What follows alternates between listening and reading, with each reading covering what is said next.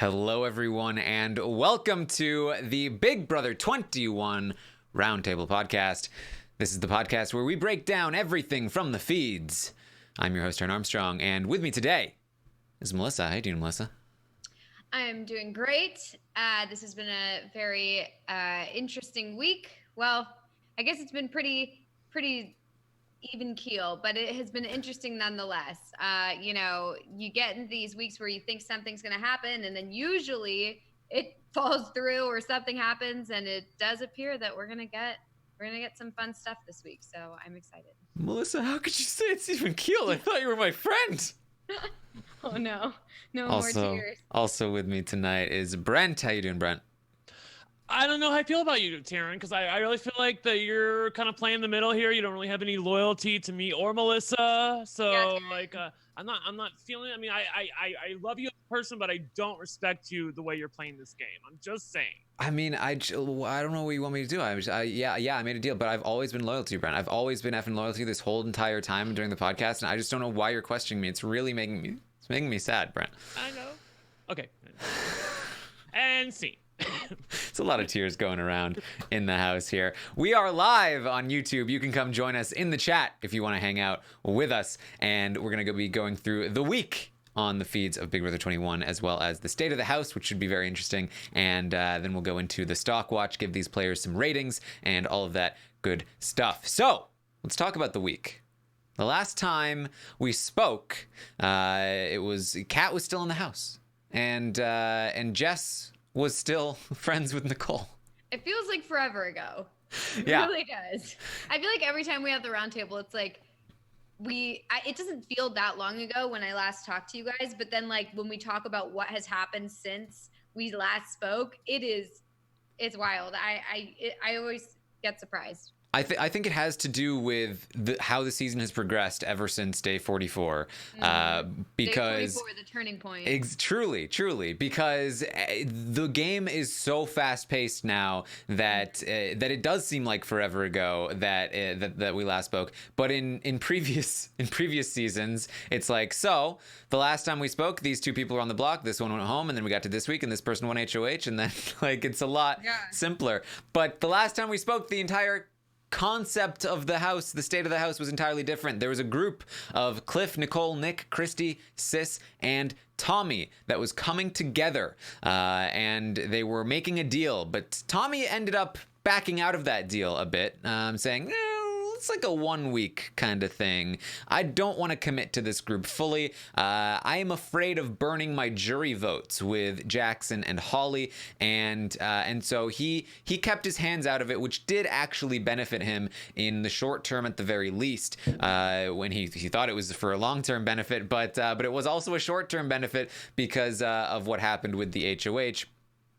But as these people came together and made this deal, Nicole felt bad about it and decided to rat it out to Jess. She felt bad because Jess was excluded from the deal, so she had to tell Jess about this to a collective why. And then Jess, of course, is going to run around the entire house and just blow it all up, because how dare they? I said on the podcast the other night, how dare they, follow through on their plans and leave Jess out of it? How she caught them at the movies. They were watching. There are no movies doing well in the box office right now, so I apologize for that. But they were what is it? Good Boys is the number one movie with like $20 million. It's a sad state of affairs. By the way, just to stop you on that point, oh my God, I saw Angry Birds 2. Just don't even, literally worst movie of my life. Worst movie. I don't think I would ever even consider going to see that. I mean, it's not even in my mind. I have seen bad movies. Freaking terrible. I don't even know what the plot was. I watched the whole thing, and apparently there was a plot. Anyway, Taran, go ahead. Well, that's kind of like what happened, where Jess caught you with your friends at Angry Birds 2, and she was like, what the F? Why are you leaving me out of this? And then you're like, no, the movie sucked anyway. It wasn't even like a group thing. We just happened to meet up here, and it sucked anyway. We're never going to see another movie. It sucks so bad. This whole season, can be related to Angry Birds. I think we should go through plot by plot point and just go through and relate it to the season. Angry Birds also wreaked a lot of havoc in American Ninja Warrior over the last week. So. That's true. Oh my god, I thought, oh my god, this energy, Taran. I can't say it. All right, so Jess blows this whole thing up. We saw this in 2 different episodes. They got a lot of content from that. They still left out a ton, but what are you gonna do?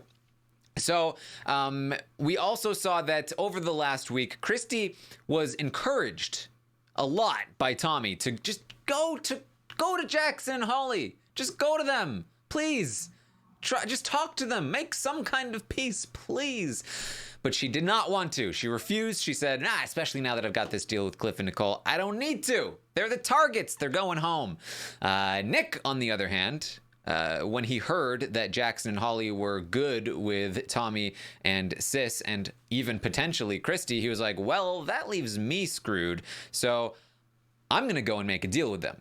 So Nick goes and he makes a deal with Jackson and Holly. That becomes important as well. We ultimately see Kat go home in a 5-2 vote, and then we get to the next HOH. But Brent, did you want to comment on any of those happenings?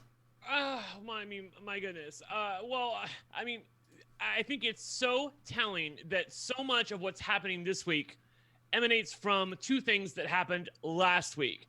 Namely, Tommy not including Jackson and Holly in anything, wishing to exclude them. He basically wanted to have his cake and eat it too. He didn't want to call it an alliance, but on the other hand, it was a deal.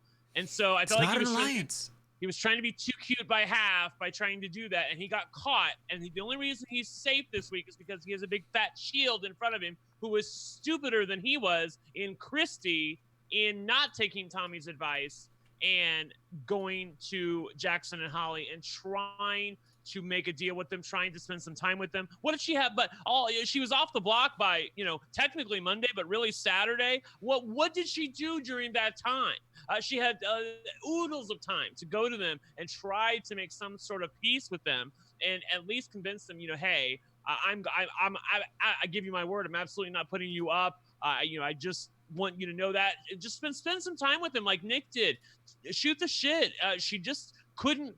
She basically couldn't swallow her pride and play the game because she's had it so freaking easy up until now. And of course, if you talk to Christy, I'm sure she would say she hasn't had it easy, but let's be real. She has. She's had it her way. She's had that magic power in her back pocket. She's had everything. So fast forward to last week and she says, you know what? I'm not going to swallow my pride. I'm just going to do whatever the hell I want. And whatever the hell you want is wreaking havoc on your game this week because the person you didn't want to win HOH won HOH, and the unthinkable happened. Now you're on the block, you've lost the veto, and you're almost out the door. Yes. So Jackson is going to win this HOH with his pants off, and he's gonna make it happen. He wants to target Christy with the HOH. He initially thought of putting Cliff or somebody else on the block, but ultimately lands on Sis as the smartest decision, which is maybe the case. You could maybe say that's the case, though one might argue that Tommy was a better choice, considering that Tommy's probably in a much better spot to win a veto. Brent, you say no, he shouldn't have put Tommy on the block. No, I like what he did this week by putting an obvious target and an obvious pawn up on the block. He has good relations with Tommy. There's no need to rock the boat. You don't want to let Tommy know that he might go on the block. And up until this point in time, he had done that. He had said, Tommy, I am definitely not putting you up. I give you my word. I'm not putting you up. Tommy went back to other people and said, well, hey, he said he's not putting me up. So I feel good with him. And we won't talk about what happened later. Yeah, I think I'm mostly with you. I think that it was very important for him to get Christy out. And so risking Tommy off the block, it was a risk. If Tommy had won, I think he would have used it on Christy, and then Jackson would have been in some trouble. But things didn't play out that way, and ultimately he ends up getting some points with Tommy moving forward. Unfortunately, though, I do think, as you hinted toward, he ends up kind of ruining those points a little bit later. But we'll get there. Melissa, did you have thoughts on Jackson's nominations here? He goes with Sis and Christy. Yeah, I mean, I thought they were good nominations. Initially, I was like, why would he not put Tommy up as well? But it does make sense to try and salvage the relationship with Tommy, especially when your intention is to get Christy out and not to get Tommy out. And so if you're telling Tommy initially, like, I'm not going to put you up, it gives, it shows some goodwill by not actually putting him up and putting up Sis instead, because he doesn't care about Sis. And like, okay, Sis can come and go, but Tommy, I do think is important to kind of have on your side, at least at this point. So, I was happy with the nominations, especially because, usually when someone puts a pawn up, it's like Cliff or Nicole, and I'm like, oh God, I really hope that the pawn doesn't go home this week. But with Sis on the block, I'm like, okay, cool. Whatever happens, happens. Let's just send someone out the door. I was most concerned with if Jackson was going to change his mind throughout the week and kind of be influenced by Holly or the idea of getting back together with that 6 or whatever. So I was worried about that. Yes. Cliff is going to let Jackson know that the deal, if he wasn't already aware, did in fact include targeting specifically Jackson and Holly. Personally, I don't know why that was so surprising to Jackson, considering like he knew that it was just him, Holly, and Jess that were left out. But that's the big target. I guess it's the principle of the thing that they did specify Jackson and Holly are the targets here, and so that was another step in that direction. Jackson and Holly also going to just in general be getting closer with Cliff and Nicole. They talk with them a few different times. Cliff and Nicole promised Jackson their vote this week, which we can discuss whether or not that's the right move for them or not as we move forward in the week. But ultimately, we get to Jackson winning the veto, Tommy playing Baywatch, and everything that comes with it. Christy, Sis, and Tommy are going to try and pitch to get Jess and then Nicole on the block, either Jess or Nicole, whichever one works, and get the 6 back together. Come on, Jackson. Ultimately, though, this is going to fail as well. Jackson's not going to change his mind. He is not going to use the veto, and that leaves Christy and Sis on the block. The current vote count looks something along the lines of 4-2, Christy being evicted because Nick will be evicting Christy, Cliff and Nicole will be evicting Christy, Holly will be evicting Christy, Jess probably a vote to keep Christy, but who knows at this point. And then Tommy has told Christy that he will vote for her. That may also change by the end of the week if he says like, hey, I need to give, whatever. She might give the okay if she knows the votes aren't there. But it's looking like a very, very tough vote to flip here because Christy will need not only one person to flip over, but 2 in order to avoid a tie where Jackson breaks the tie to evict her. So it is looking pretty solid that Christy will be going home here, Melissa. Yep. And, honestly, I'd prefer for Sis to leave just because I prefer for someone to leave who is not playing the game or at least doesn't even care to play the game and who talks about leaving all the time. Like, get them out. Like, I'd prefer to have actual players play. But, I feel like Christy has kind of done what she's going to do in the game. And if she goes this week, I understand it. And I get why that's a good move for Jackson and for other people in the game. So, I'm not too broken up about it. Although if I had my pick, I would want Sis to go and then Jess to go right after her. Because, if you don't care about the game, then why are you even there? Yeah, Sis is one of those people that, like, because she's so easy to take out of the game, she's really, really difficult to take out of the game. Yeah. Because, like, it's like this was an opportunity for Sis to go home, and I feel like we're not going to get another one for a while. Mm-hmm. Or at least I hope so. You know what? I take that back because we're going to go over targets in the State of the House, and she is actually in danger next week. So someone like Sis is the type of person who you either get them out in the beginning of the game when it's like one of those things where it's like, oh, we're just going to get out some easy people because it's too early, all that sort of stuff. Or she's the kind of person who goes all the way to the end. So it's concerning to me because, I'm worried that people with her and with Jess, I'm worried that people, when the time comes, they're going to be like, well, I don't want to waste my HOH on this. And then you get good players taking each other out, leaving what's left is just like the dregs, the people who don't care, don't play. And then you're like, oh, great, this is what we've got for our winner. So I'm really hoping that that's not the case. I'm hoping that they'll be taken out.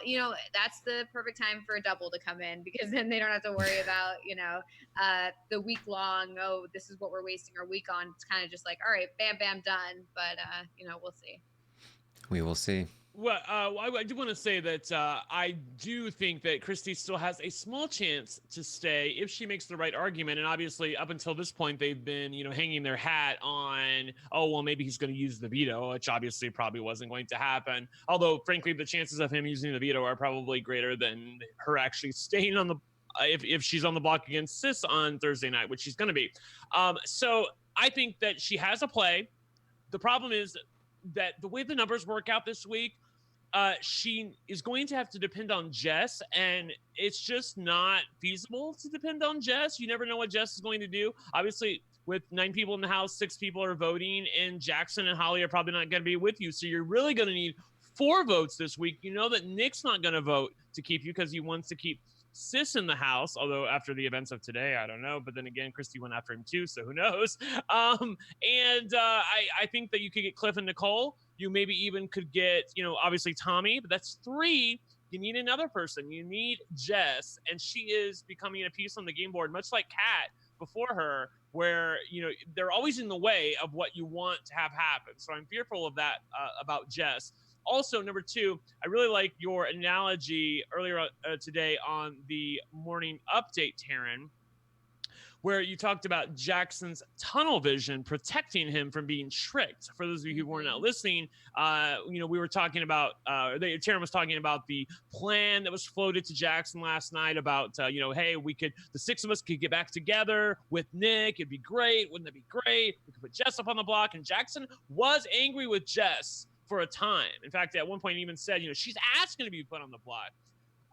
But his tunnel vision, he's not a smart player. It's just that his tunnel vision is protecting him from being fooled here. And I attribute it's very much like a really dumb poker player. And I'm going to use my grandma because I love my grandma, but she's a dumb poker player. Like, my grandma is like, she'll play poker with me, right?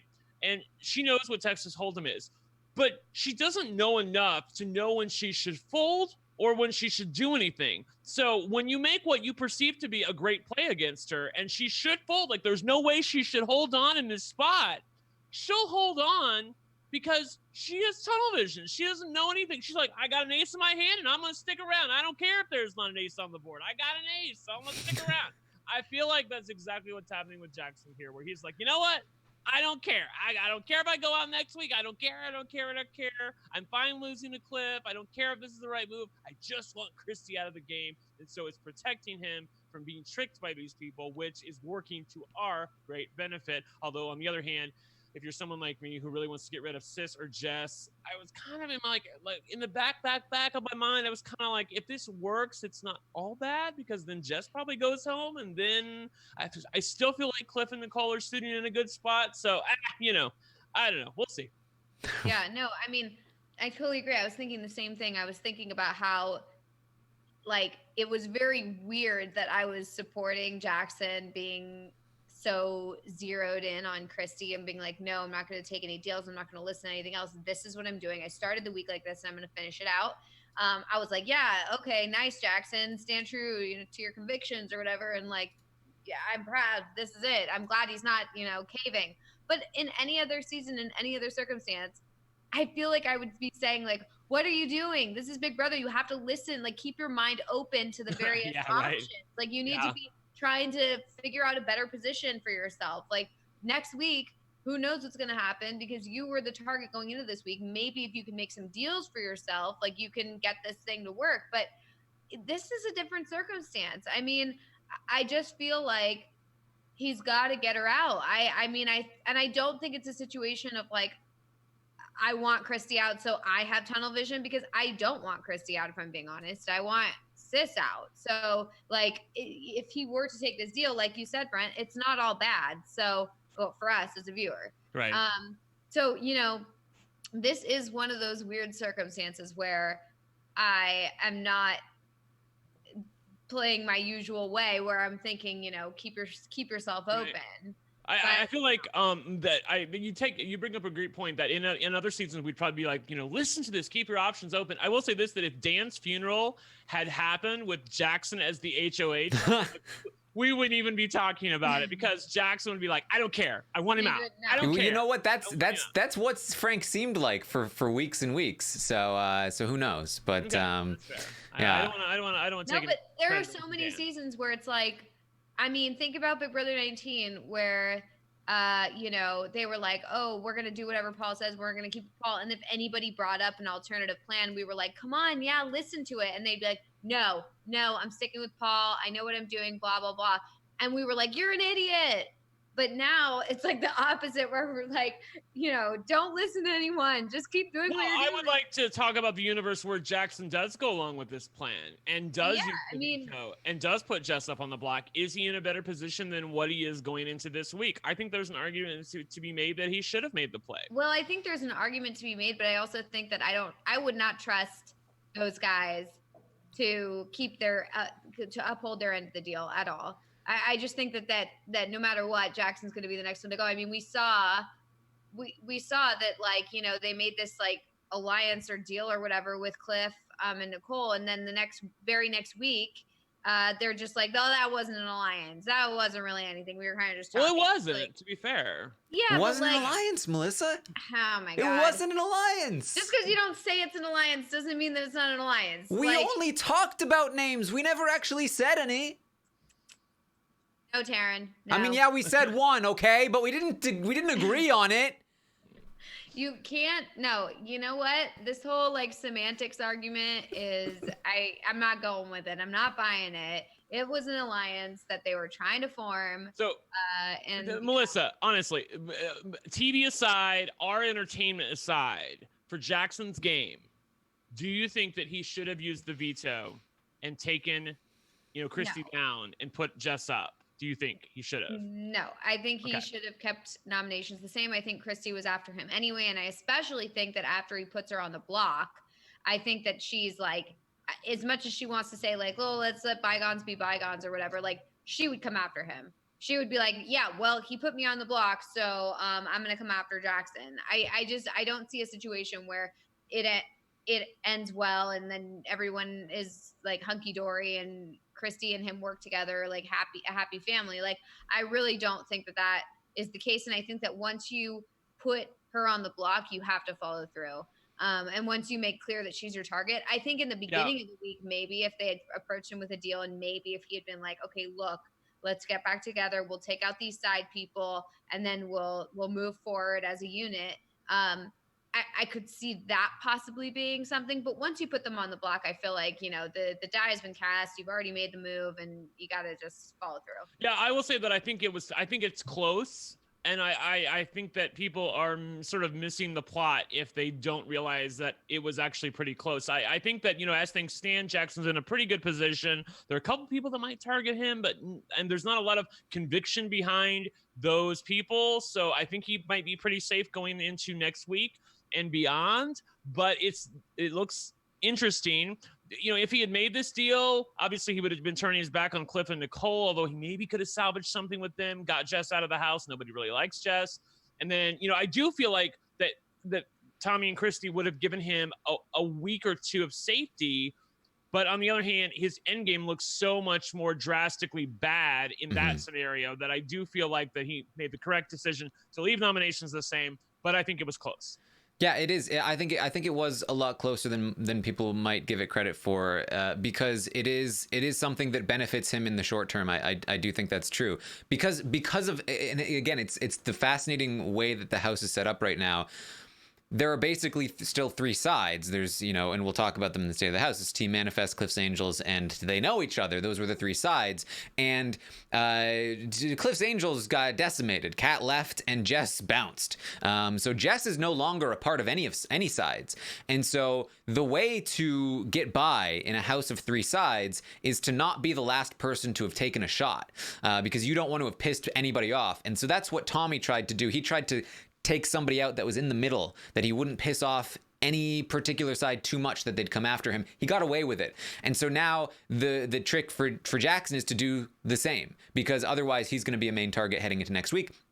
And Jess is an appetizing target to do so, because Jess is no longer really all that associated with anyone else. If he takes Jess out, then that removes the one wild card left in the equation. It's kind of the Andy move when he took out Jessie, and everyone was like, why Jessie? Jessie's not a part of anything. You know, she's useless in the house. It was like, that's exactly why, because it was a nice, clean, smooth break, and he was able to fade back into the background afterward. And so there is a benefit to that, and I do think that moving forward into the next coming weeks, he would be safe, because I think Cliff and Nicole would have to go after Tommy, Nick, Sis, and Christy next, because they're a foursome versus two over here. And I do think that Tommy and Christy would live up to their end of the deal and target Cliff and Nicole before they targeted Jackson and Holly. So that would keep them safe for the time being, and they could maybe get lucky and sides would fight off a little bit. But I think ultimately you're right, Brent, that the end game just isn't there. Leaving that group of four in the house, at least three of them are good competitors and can win competitions and beat you. Two of them can physically beat you. It's not and worth. They're so tight. Yes, it's not like they're not fluid. I don't believe like those four, if they're together, are so tight. Nick, Christy, Tommy, Sis. Exactly. So I feel like that you have to take out Christy here. That really, in some ways, like it creates anxiety between the group, because now Christy and Sis are on the block, and Nick's going to have to make a decision. And obviously some of his secrets were exposed today. Tommy's going to have to show his cards a little bit. Tommy already showed some of his cards. We're fighting so hard for Christy over the past 24, 48 hours. And I really feel like we're in a really, really cool spot right now. I tweeted earlier today that I know the beginning of the season was really terrible. I know it was. But boy, this endgame is the most fascinating endgame I have seen in a long time. I mean, after suffering through Big Brother Canada 7, and all of Big Brother 20, like all the way, I think you have to go all the way back to Big Brother Canada 6 to find an end game that was as compelling as what's happening here. Some of the people you may not like, but you cannot argue that the fluidity of the game is certainly potent right now. Yeah, I'm really happy to hear you say that, Brent, because I totally feel the same way. I think that things are looking very, very interesting, and I think part of it too is it reminds me of Big Brother Canada 6 in a lot of ways, because I think it was Tom Palmer on a Twitch stream maybe last week or so, or maybe 2 weeks ago, was saying how do you feel about this, Taran? 3 pillars of strategy in the house: Tommy, Holly, and Cliff. And I was like, wow, you know what, that actually kind of makes a lot of sense. And I think that there needs to be at least one person who is base level, able to play the game and read things and go in certain directions in order to maintain these 3 sides. Otherwise, one just gets swallowed up. And I think that's part of what's helping things. And it's a really, really interesting game that we have going on here. Do we think it's Holly or do we think it's Jackson? I mean, look, I think Holly is much better positioned than Jackson. And I think that Holly is much more likely to win than Jackson. Yeah, but I mean in terms of like a pillar of strategy, or is it like a combination of the two? Because I kind of feel like it's a combination of the two. I would, here's what I'll say. I think it's Holly, but only because of her connection to Kat. I think that gave her power, and that gave her power that she probably otherwise wouldn't have had, and she was able to use that. And she's not terrible at the game. Like, she has a baseline understanding of what she should be doing. So given power, she was able to maintain a level of position while Kat was still in the game. Now that Kat's not in the game, she is, I think, struggling a little more. But I think that it's gotten to a point where they've all learned the game well enough to get to this point that they all are, each of the 3 of them, plus some of the other people, some of them are just completely lost, but most of the players in the house right now understand that the goal is to be positioned in the middle. And so everybody is trying to get into that position, and it's really, really interesting watching them try. And it's also interesting watching other people realize that other people are in the middle and watching them be resentful of that and how they could have had that position if they would have played better. Hi, Christy. All right. So that's that. There's one more question I think we need to ask, and that's one that Rob brought up last night, which was, now that we're getting to this vote, and Brent, you mentioned this, that you don't think Christy is completely drawing dead. I think that's moderately true, but I don't really see Cliff or Nicole flipping at this point. I find it very hard to see how that happens, and they have to rely on Jess. So I think that she's pretty close to dead. But I think that there is a question to be asked, at least academically, should Cliff and Nicole flip? Because as Rob said, Christy is fervently anti-Jackson. Jackson is always going to be against Christy. So by keeping Christy, you're preventing Jackson and Holly from ever getting back with Tommy and Sis. My response to that was, I think that's a little too cute. I think if you try to force that situation, then the eyes turn on you. Like, who are you to try and manipulate a situation where we go after each other? No. That's not how it's going to work. Yes, and you have somebody in the game, a really stabilizing force like Tommy, who would realize what's happening and instantly try to put a stop to that. So, like, Tommy is smart enough player to realize, okay, you obviously kept Christy in the game so that Christy would go after Jackson. Guys, this is what they're doing. Christy, Jackson, stop it. Realize that that's what they're doing. Let's go after them. I could easily see that happen if they would flip this vote. So, nope, I don't think it's a good idea. Yes. All right. Melissa, do you have thoughts on that? Yeah, I mean, I don't see the vote flipping. I mean, I don't think it's one of those situations where we're like, okay, Christy gets a 1, she's done, she's dead in the water. Like, I don't really see that. I think that there is the possibility, and things happen on Wednesday night. I could see something happening, but at this point in time, it does feel like Christy is going to be the one to go. Yeah, last week I said that I felt like it was almost like a coin flip. I felt like things were leaning toward Cliff staying and Kat leaving, but it was teetering on the edge of a cliff, so to speak, and anything could happen. I really, really do not feel that way this time. This time I feel like things are very, very solid, and it would take a big stick of dynamite to really blow things up and change things. I have that stick of dynamite. It involves Sis pressing the big red button and saying, you know what, I want to go see Jack. How about that? Can we make that happen? That would be great. I wouldn't totally rule that out with her just being like, hey guys, like, look, like, I could see her being like, I'm gonna sacrifice myself. Like, Christy, you want this. I know you want this. So I'm gonna just be the bigger person and I'll go to the jury house. Like, I could see that happening because, like, she doesn't care. I could see her thinking about it, but again, I said this with Rob. I don't think that the producers in the diary room want that to happen. I think they will try very hard to make it not happen. We saw Sam last season very determined to quit the game and still did not. I don't think Sis will be that determined. I think that she's already talking about how she's going to game next week with Tommy. I don't think this is particularly likely. A quitting situation, and it's like okay, everyone vote me out. I mean, I don't think even if she did that, I don't think they would. Yeah, I agree. I think she's gonna have to quit, and I don't think she's gonna have to chuck a microphone into the pool. Like that's how it's gonna happen. All right, so let's talk about the state of the house because it's very interesting. So as I talked about, we did have 3 sides. We had Team Manifest, Cliff's Angels, and they know each other. Team Manifest still exists in some form. We might have to start calling them Team Footsies or something. That consists of Tommy, Sis, Nick, and Christy, but Christy's on her way out. So it's really Tommy, Sis, and Nick now, if we're going to assume that Christy's going to be gone.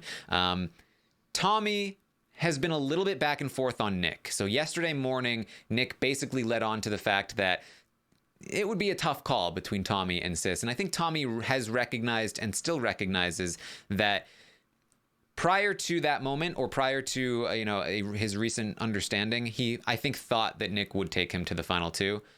But I think now he realizes, and I certainly do now, I think Tommy thinks that Nick will take Sis to the final 2 in the final 3.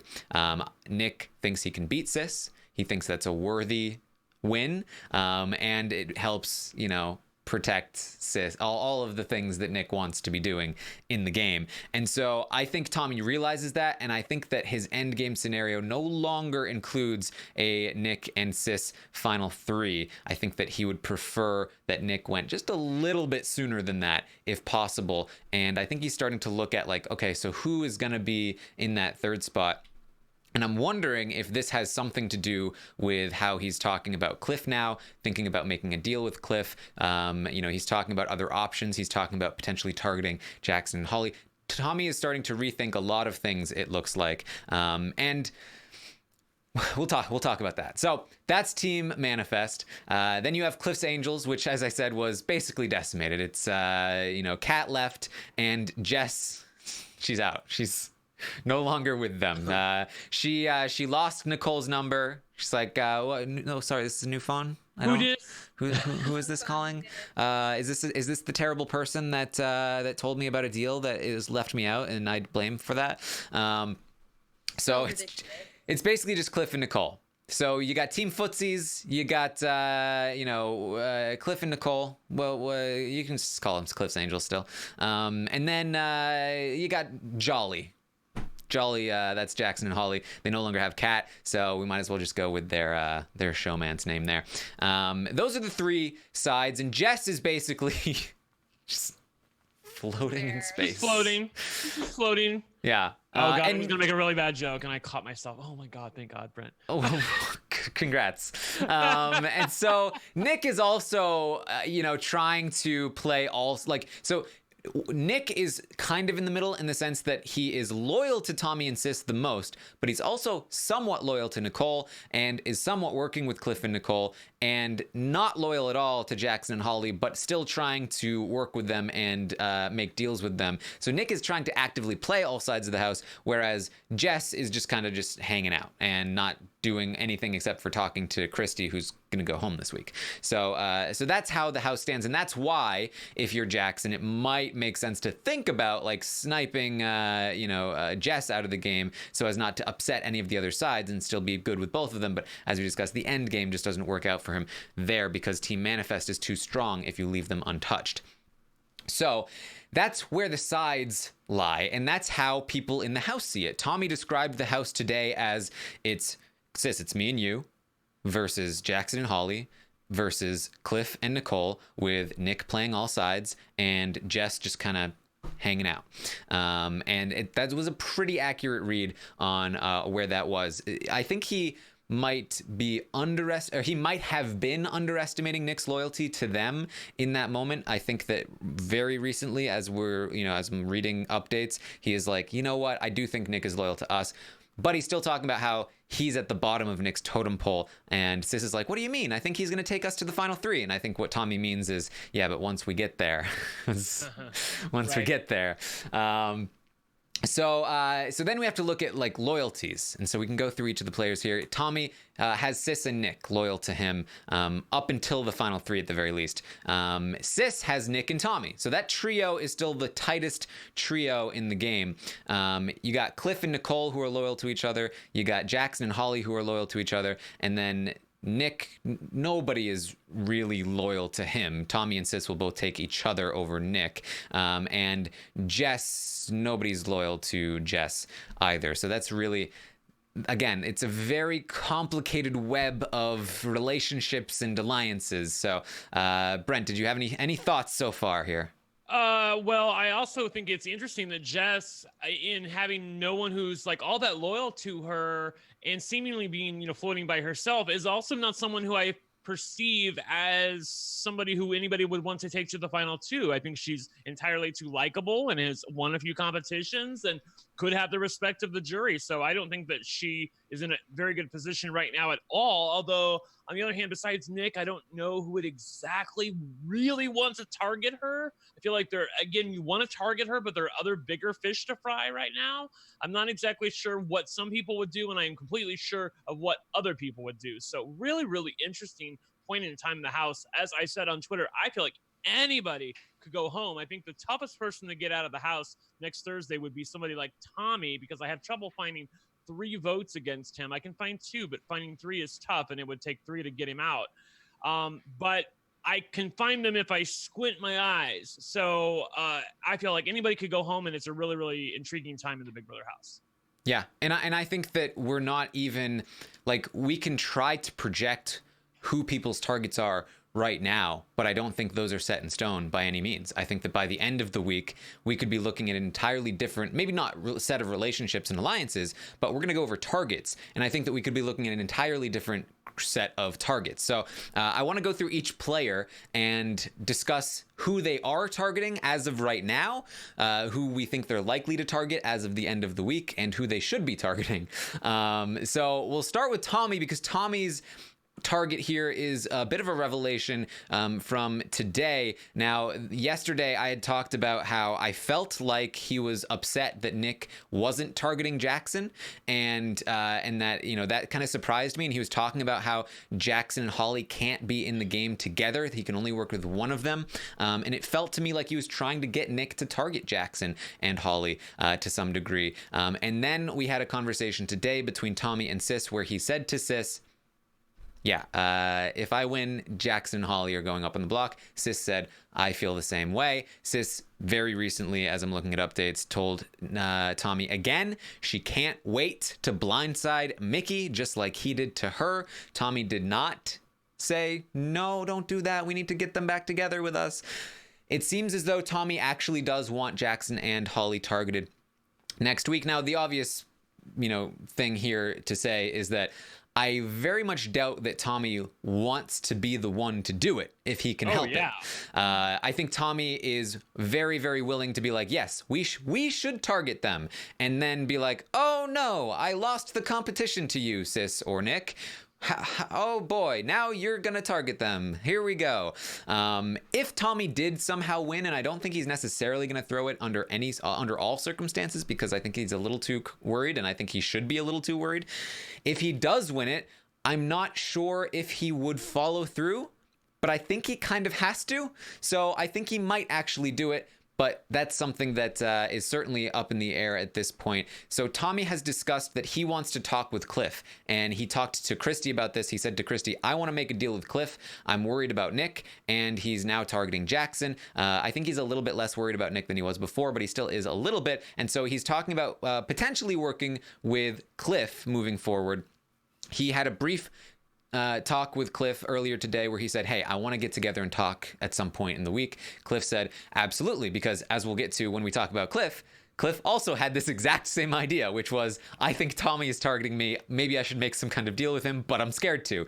It was very funny how they had the exact same thought at basically the exact same time. And so that's where we're at moving forward with Tommy. I think that it is the right move for Tommy to target Jackson. I do. I think that Jackson is physically just on another level from the rest of the house guests. I do think that Tommy and Nick can compete with Jackson, but for the most part, if the competitions this season are similar to the ones from last season, where Casey and Tyler went back and forth and it was just like hand-eye coordination ball, I'm trying to, do my best Christy impression here, then I think Jackson's going to win a lot of them, and you need to be really worried about that. If Jackson goes home, then Tommy and Nick together collectively should be able to dominate any kind of physical competitions, especially with Sis there for endurance competitions. Holly is maybe the only person that could compete with them physically in any sense. So I think that taking out Jackson will work well. I think that once Jackson is gone, Tommy can pick up Holly. Jackson has a better relationship with Cliff and Nicole than Holly does, in my opinion, and Holly has a better relationship with Tommy than Jackson does. So I think that this would all work out well for him. Obviously, if he's the one to take out Jackson, that's not ideal, and maybe Holly wouldn't be able to work with him from that point, but the door would be open. I do think that this is probably the right move for Tommy. What do you think, Melissa? Yeah, no, I agree. I mean, I think that I don't know if it's the right move to work with Cliff, although I like that idea. But I do think that his best bet, at least going into next week, would be to target Jackson, just because I don't necessarily think that Jackson is going to want to work with Tommy, because I do think he still sees Tommy as a threat, and Jackson is all about winning, which thank goodness he is. But, that's something to consider. Whether you want to move forward with him or not. And I think that I think Jackson would come after Tommy and pretty soon enough. I mean, obviously, I think Nick maybe comes before Tommy, maybe depending on how, you never know what Nick's doing. So depending on whichever way Nick's going that week, then he might be a target. But so I do think that Tommy should be looking out for Jackson. Yeah, the way I see it for Tommy, I think that he can't take Nick to the final three anymore. I think that's dangerous for him. But I think that with Sis, I do think that if Tommy gets to the final three with anybody except for Nick, he's in a pretty good spot. I feel like him and Sis can clean up those first two HOH parts of the final three HOH. Sis can win the endurance and Tommy can win the questions pretty handily against Jess, Cliff, Nicole, because they are pretty physical. So I would be fine going to the final three with any of those people as long as he has Sis with him. And then if him or Sis win, they take each other. Tommy wins easily. So that would be my goal if I'm Tommy. And I'm just trying to like do a reverse, whatever it's called. Find out how to reverse engineer how to get to that spot. And I do think that Jackson can't be in here for much longer if he wants to have that. Yeah, I do think there's a world though where you go to Jackson and you, like, let's say let's say Tommy or Sis win HOH next week. They go to Jackson and Holly, say, look, we're not going to put you up. We're not going to put you up as a replacement nominee. We're going to make a deal with you. We want to go long with you here. I don't know what kind of a deal you propose to them. And I do feel like if Jackson won HOH again, he's the kind of guy who would not target you. He would not. He is so freaking loyal. Like, you can read him like a book. I know that he can be two-faced, but when he gives you his word, I feel like he'll die on that. So I feel like that it's not out of the realm of possibility that Tommy could go back to Jackson and go be like, actually, I feel like, because that's, to me, it's Tommy's nature to make the more submissive move, the safer move, and outright targeting Jackson and Holly. I feel like it's just something that I have a hard time seeing him do. Although I would love to see Tommy win HOH on Thursday and actually be confronted with this, because I do feel like he would pull the trigger, but boy, it would be tough for him. Yeah, I think if Sis or Nick wins, it's a no-brainer. He should push them to target Jackson. If he wins himself, I do see the other side of it too, where Cliff is still dangerous to Tommy. Cliff is still probably one of the few people left in the game that will, I think, really see Tommy as a huge threat that needs to be taken out of the game. Cliff is also willing to work with Nick, which is dangerous, whereas Jackson and Holly a little less willing to work with Nick. And so Cliff, Nicole, and Nick together could be a little dangerous for Tommy. I think the thing that really puts it over the edge for me is that they are not going to do super well in physical competitions, Cliff and Nicole. But there's also plenty of benefit and reason to take the shot at Cliff as well. I think that if Tommy is HOH, I could go either way, and I think that it will go. I think that it can go either way. I think that Tommy is going to have this conversation with Cliff, and depending on how well it goes, that will be a big decider in what Tommy ends up doing if he wins the HOH this week. So very, very interesting. Tommy's position, what he should be doing, what he might do, what he will do. It's a lot of different possibilities. Yep. So are we still, I'm sorry, I lost track of where we were. So are we still going through who everybody would target? Because yes. Okay, cool. Sounds good. So Sis, I think she's targeting Jackson Holly, yes. And will be, unless Tommy changes his mind and decides to try and convince her to do otherwise. And I think that he would have a decent chance at convincing her to change her mind. She's pretty firmly anti-Jackson right now. But again, if Tommy really spends the rest of the week and then, if she wins HOH, like really just convincing her, like, no, it has to be Cliff, then I could see her changing. But I think that she's pretty firmly on Jackson and Holly right now. And I don't know, it's probably the right move for her to do that. Yeah. But plus, I mean, it's an easy move too. It's like you just say like, oh, well, you guys targeted me last week. You put me on the block, so boom, put you up, Jackson, and your biggest ally Holly. Boom, yeah. done. I think that her relationship, Sis's relationship with Holly, is pretty damaged at this point, and it's hard to see them really reconnecting well. And I think that somebody like Cliff people like Cliff and Nicole are less likely to target Sis than Jackson and Holly, and it's pretty expected of Sis to go back at Jackson and Holly. And so I feel like that's probably the right move for her. You know, she's not exactly playing for herself 100%, so it's hard to say with certainty what her best move is moving forward, but I do think that's the likely move there for Sis. Nick seems to be targeting Jess. That seems to be Nick's target right now. Again, I think that Tommy will try to move him over to Jackson if possible, but Nick does not want to put Jackson on the block. He wants to say, hey, Jackson didn't put me up. I'm going to do him a solid and not put him up. And that's what I think Tommy was a little upset about. We'll see if this sticks. If Tommy is able to convince him to go after Jackson, that would be great for Tommy. I actually feel like it's not the worst move in the world for Nick to target Jackson or Holly. Really, for Nick, it should be Holly. It definitely...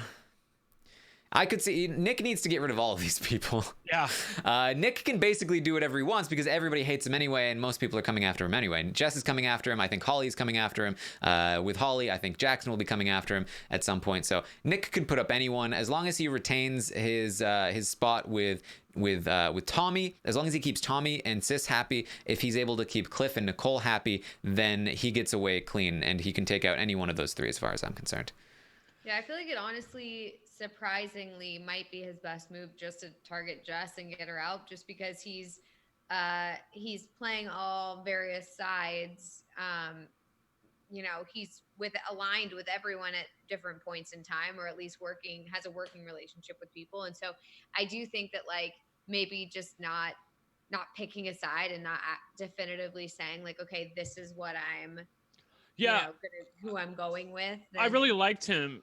I really liked him in the house this week, Melissa, from this standpoint, in that he's been like, I'm going after Jess. Jess is my target. I'm anti-Jess. Jess. Until the cows come home, so that okay, well, I'm not his target. He's got her as the target, which is a little bit of a Godfrey move. Like, I'm claiming my target. This is my target. Don't worry about me if I win HOH. On the other hand, he has been exposed as playing all sides to a majority of the house. Like, everyone is aware of what he's doing, and there are people who are coming for him if they win HOH. So I think that, as we talked about, his best nominees would probably be something like Jess and Holly. That way, one of the two people who are actively targeting you would go home, although he's not really aware that Holly is targeting him as much as she probably is.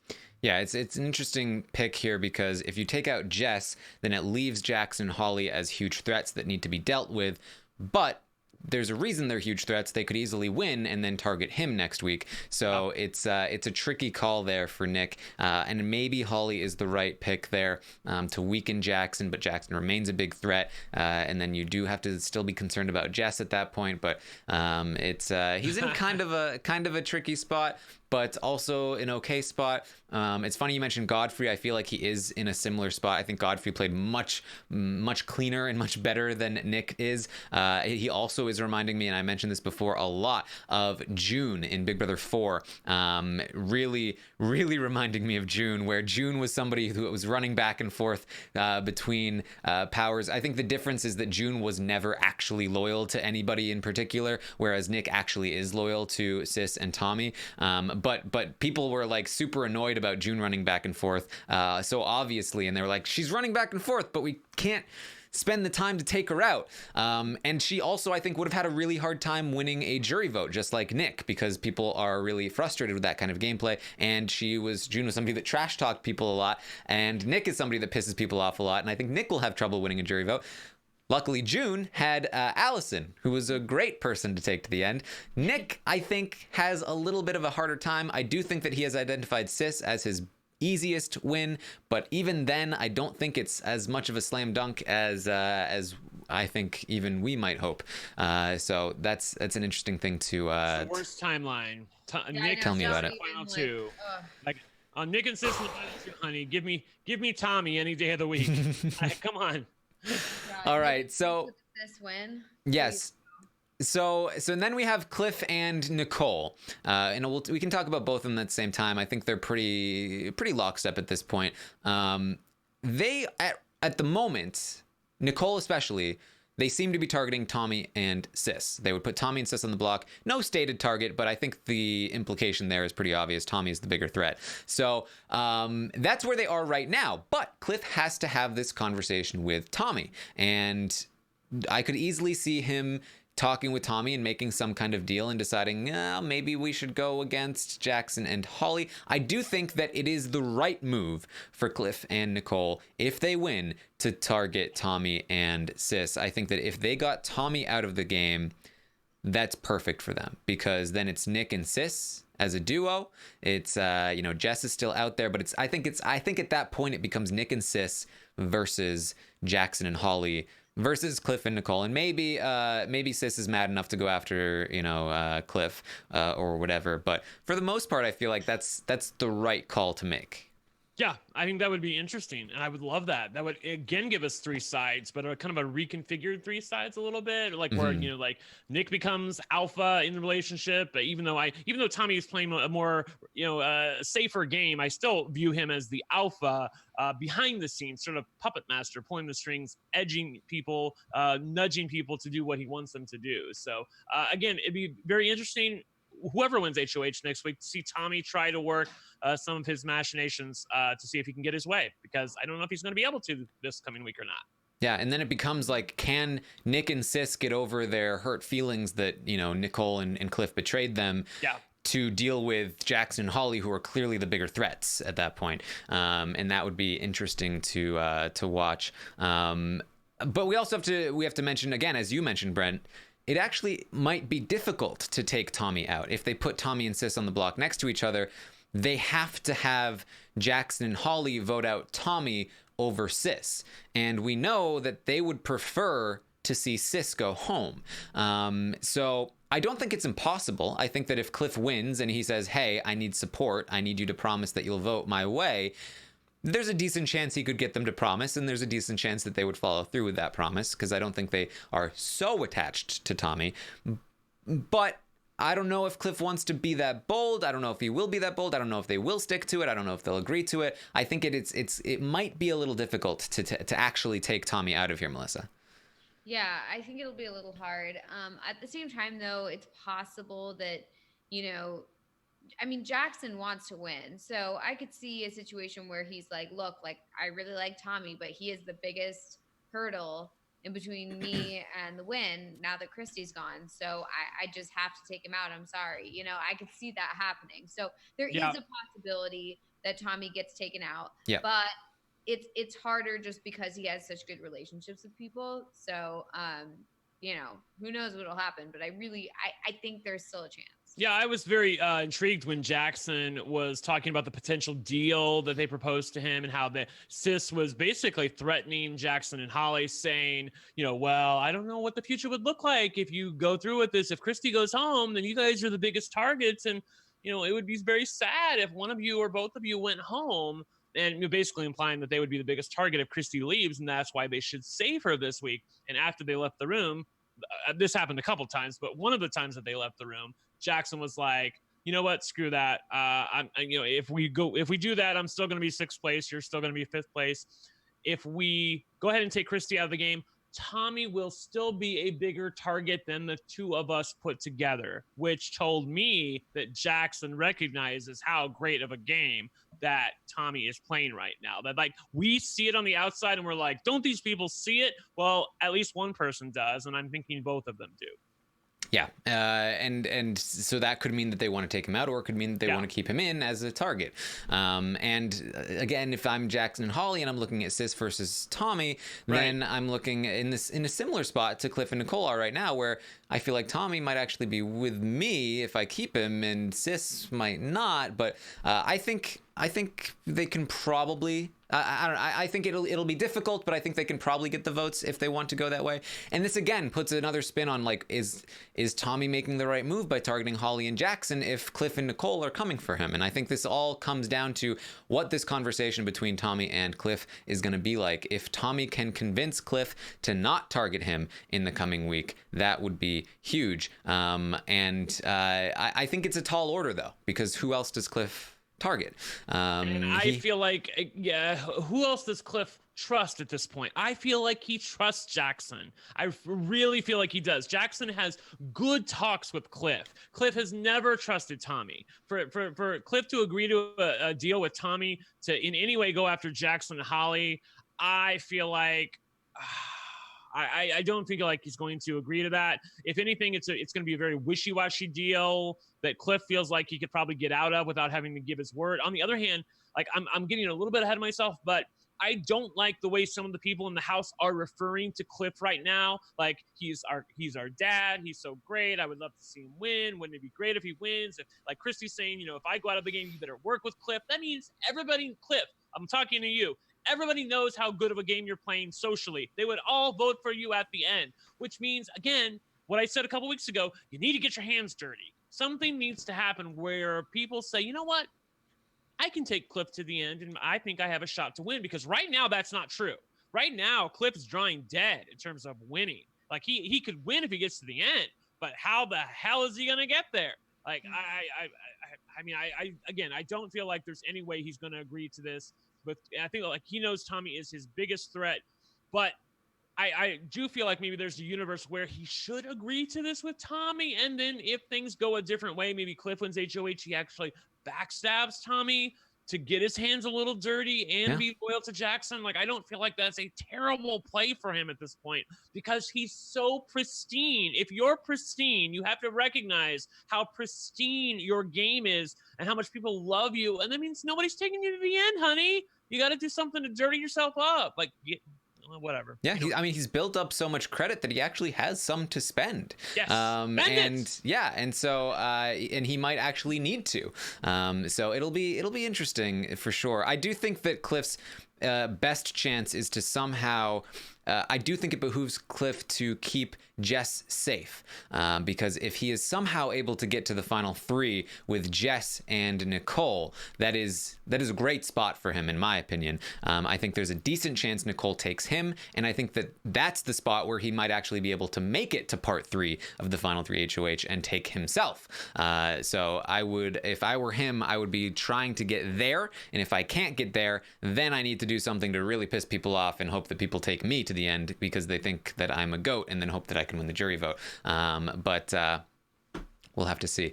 Jess in the house is just flat out here targeting Nick. Nick is Jess's target. She wants to take him out of the game. I guess that's good. Wouldn't surprise me if she put Nicole on the block next to him. Oh my God. Yeah. She's just stupid. Like, I mean, honestly, she's an ingrate. She's ungrateful, if you will. Because, Nicole comes to her with good information out of the kindness of her heart, even though Nicole should not have said a word to her. She should have kept her mouth shut, but she went to her because she felt bad and was like, hey, here's this valuable information that I have for you. Like, do with it what you will. And so Jess, of course, takes it, flips it around, gets mad at Nicole for telling her. It's like, why are you mad at her? You should be happy to her because she told you. Like, it's just, honestly, it doesn't make any sense to me. And it's just complete stupidity. And I just feel like I take back my humble pie I ate when I said that Jess, I shouldn't have said those things about Jess, whatever. No, I say them again because she's just dumb. Yeah, Jess earlier today was talking with Nicole, and she was like, man, I'm really starting to think we should have done something different instead of getting Jack out. I really feel like we shouldn't have done it. She's regretting the only move she made in the game that had any work. Back to bite her in the ass. I hope that if she's in the final 2, Nicole is there to say, well, didn't you tell me you actually regretted that move? Like, you didn't even want to make that move, right? Yeah, she's in the final 2, and she's like, look what I've done. I got Jack out of the house. And it's like, okay, what does Jess want? Jess wants to be with, like, the cool kids now? Is that, like, she just wants to be part of something? She's butthurt that she got left out of something? Is that what's going on with her? I think so. I honestly, Taran, what you said about how you shoot the messenger on site in Big Brother, that is exactly what's going on here. It's like, because Nicole was the one telling her that information, she associates Nicole with the bad feelings she had about being left out. It's like, it's so ridiculous. Like, it's not Nicole's fault. Nicole was trying to include you by letting you know this information. So what do? You go and just run her over with a truck. Like, it's just so dumb. And she's so infuriating too, because of how judgy she is. Jessica, I'm talking about. Like, she will ask people questions, and I know this is an audio podcast, but for those of you watching on the video, she's just like, she gives you that look. Yes. Like, oh my God. Yes. I'm like, bitch, you are playing so It's bad. really Like, you really should not be in as good of a position as you are right now. Like, really, you should be in a worse position. But you, like, it's because of the positioning of everybody else in the house that you're basically okay as long as Nick doesn't win HOH next week. Like, it's really frustrating to me that she's playing so bad right now, and yet I don't really think many people are coming for her. Yeah, Nicole could be talking to Jess and being like, yeah, there was this one time that I saved a bunch of puppies from this burning building, and it was a tough time, but we got through it and we saved the puppies, and the puppies were great. And then Jess would make that face, Brent, in response. And then just change the subject. Yeah. Yeah. Like, right, I think Jess is Jess. And I said this at the preseason interviews. I said, Jess seems to me like a people pleaser. I think Jess is a people pleaser, and she's uncomfortable around people that are not wanting to be pleased by her, if that makes sense. Like, Nicole is just like, she's accepting. She's just like, Jess is my friend. She accepts me, I accept her. Christy wants to be pleased. And so when Jess pleases Christy's like, good, Jess. And Jess is like, yes, I did it. I pleased her, and it makes me feel good. Yep, I think that's probably right. Yeah, because I can't figure her out. She just doesn't make sense. Like I want us to remember all this, and when we get to talk to her at the end of the season, like, what the hell were you thinking here? Like, Nicole came to you with good information that was like she felt bad for you, wanted to include you. She cared about you, even though she probably shouldn't. And you just take it like you can't. I know some people on Twitter were trying to argue, well, she's trying to take Nicole's position now because Nicole told her this information, and now she wants to take that information. And she wants to, no, bitch, no. That is not what's happening. You can't tell me that there's any sort of strategy. No, there's no strategy because there's so many conflicting signals. No, that is not what's happening. She's just throwing people under the bus because she wants to feel better about herself. There's no strategy to what she's doing. Stop it. Yeah. All right. Finally, Holly, I believe at this point in time is probably going to put up something along the lines of Nick and Sis. With really either of them could go, but she'd probably be targeting Nick over Sis in that spot, hoping that Nick goes home. That's what I think Holly is likely to do if she wins the HOH. And do you feel like that Jess is a possibility? I could feel like it could be Nick Jess. Yeah, I forgot about Jess. Really, Nick, Sis, or Jess. It could be Nick and Jess at this point. But it would depend. I think she wants Jess out, and so I think that she'd worry that if she put up Nick and Jess, that Jess would go home and Nick would stay. And so I think at that point she would, similar to what Jackson did here, put up Nick and Sis to ensure that Nick is the one that goes home. But again, things can change. The things are very up in the air here. By the way, as I had a thought from earlier that I wanted to say. We were talking about Tommy and trying to get him out of the house and how you need 3 votes this week, and I feel like it's hard to find those 3 votes, but you can find them if you squint. I actually feel like it's probably a week too soon. I feel like it's 1 week too soon to take Tommy out of the game. I feel like you need to wait till next week when you only need 2 votes and a tiebreaker. I feel like that would be the time to get him out of the game, because you can literally force, like, put somebody else up on the block like Jackson or Holly to force them to vote against or to vote, in favor of their ally, which effectively would be eliminating Tommy from the game. You can force people to get Tommy out of the game, whereas with 3 people needing a majority, you cannot do that right now. So I feel like that it's best to wait. So maybe for Cliff and Nicole, if they do make some kind of deal with Tommy, the best move is to throw. But man, I feel like for Cliff and Nicole, if you have a mental comp coming up, and I think it probably is, then that's probably your last chance to win HOH in a few rounds. And I with the house being so fluid, I almost want to grab power whenever I can grab it if I'm them. So it's a really tough, It's a tough call. I don't think there's any easy decision for anybody coming up next week. I don't feel like Cliff's going to throw. Do I feel like anybody's going to throw HOH? I know Nick said he's going to throw. but I don't feel like he's gonna throw. I don't think anyone should be throwing HOH at this point. I mean, Yeah, and Yeah, it's Nicole too fluid. Nicole needs a little bit of a resume, but although maybe she doesn't though, because so many people. I have to say that you told me, asked me a week ago, I would have said Nicole's probably at the bottom of my rankings for jury votes. I don't feel that way anymore. I feel like the people really like Nicole. I feel like, and maybe almost too much. I'm getting a little worried she's veering into Cliff territory in terms of, oh, I love Nicole. I don't want them to love Nicole. I want them to like Nicole because then I feel like that she's in a good spot. Once they start to love her, then I feel like that they're going to want to take her out of the game. So I like easy on the Nicole love people. Yeah, like I said before, I think that Nicole's path to the end is the Paris path. I think she needs to win a couple of competitions at the end of the game to build some momentum heading into the final two, and then likability plus competitions, you might have a win there. But certainly, because people get very upset if you talk about how great Nicole is. They're like, but she's bad at the game. Remember that? Like, oh yeah, she hasn't been doing great. She's not good. We get it. She's not good, no, but she's got a good social game, and that counts for a lot. And her positioning is pretty good right now. I agree. I think her positioning is very good. You know, again, trying to rank who's more likely to win. I'm looking at people like Tommy, Holly, and I do think Nicole is up there. Just because it's so even, I think Nicole is one of the safer people to get toward that end. And then if she can win those competitions, then I think she has a great shot. And I think that's a slightly better shot than some other people. But it's real even. So who's to say? All right. Let's talk about the stock watch. Let's get into this. Oh boy. Oh boy is right. What happened last week? Oh yes, let me see here. I remember what I did. We were pretty low. All right, let's start with Jackson. Jackson got straight 3s from us and a 5 from the audience. It was very, it was a little all over the place here with Jackson. And he certainly could have gone home this week. If he didn't win this HOH, he would have been in big trouble.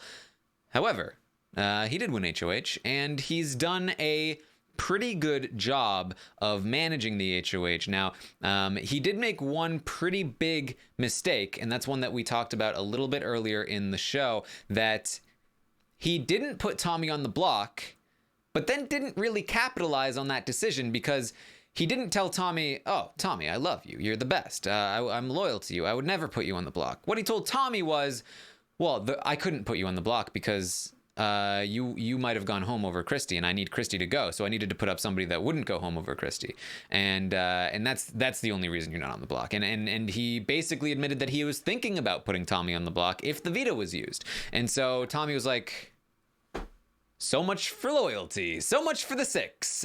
Tommy was really not pleased with that, and I do think that is a contributing factor to the current situation where Tommy is wanting Jackson and Holly to be targeted next week by Sis, Nick, or even potentially himself. And I think Jackson could be in a much better spot than that if not for that error, or if he had handled the situation a little bit differently. But we'll have to see. Again, it's very fluid right now, but I do see Jackson as somebody who, he won the competition, he saved himself, he started to set himself up well, he did take out a big threat to his game, but he had to win 2 competitions to do it. He's a massive threat moving forward. He lost the loyalty of Tommy, and moving into next week, he might be in some trouble. So I'm curious to see where this goes. Brent, we'll start with you. I feel like I have to give him credit for a week well done. But I also would have given him a higher score if he hadn't made the total boner move by telling Tommy, oh my God, I would have put you up as a replacement nominee if Nick had won the veto. Because that has huge ramifications. Like, I cannot overstate the ramifications of him making that mistake. If he doesn't tell Tommy that, I really feel like Tommy's like, you know what, Christy's going to go home, but I'm still going to work with Jackson and Holly, me and Sis, like we got Nick, us 5 can rule the game. We don't want to let those others. The decision is much easier. Huh? The decision is much easier if he feels he has Jackson's loyalty. Oh yes, if he feels like he has Jackson's loyalty, it is such a great spot for Jackson. But then Jackson went and did that. Like, he told him that he was going to put him up if the veto was used, which I will have something to say when we get to Tommy about, should Tommy be as miffed as he apparently is about this. I feel like it's a different situation, but the fact is that Jackson opened the door. He did win the HOH and he won the veto. He's getting a huge target out. And as I look at my paper here, I have everybody written down as far as who they are targeting. Jackson and Holly are only being targeted by Tommy and Sis. Now, that is not insignificant, but it is not a majority of the House. In fact, Cliff, Nicole, Holly, Jess, and Nick all would not likely go after Jackson and Holly. They have good feelings towards Jackson and Holly. So I feel like you have to give him credit. But because he screwed up, I am going to take a little bit away. So I gave him a 3 last week. I'm going to give him a 5 this week. Yes, I forgot to count how many people are being targeted by who. As of right now, I think that Jackson and Holly would be put up by 2 of the 8 people competing, 7 people competing. Cliff and Nicole are the other end of that. They might be put up by those 2 people, but as of right now, Cliff and Nicole are probably the safest people in the house, unless Tommy changes his mind. Right. Jess would be put up by 1 person, but that might change to Jackson and Holly. Tommy and Sis could be put up by 2 people. That's Cliff and Nicole. And then Nick could be put up by 2 people, Jess and Holly. Right. So really, it's the targets are spread out. That's what makes this coming week so hard to evaluate, because nobody's the main target. Not a single person. Not a single person. Yeah, it's Which is so nice.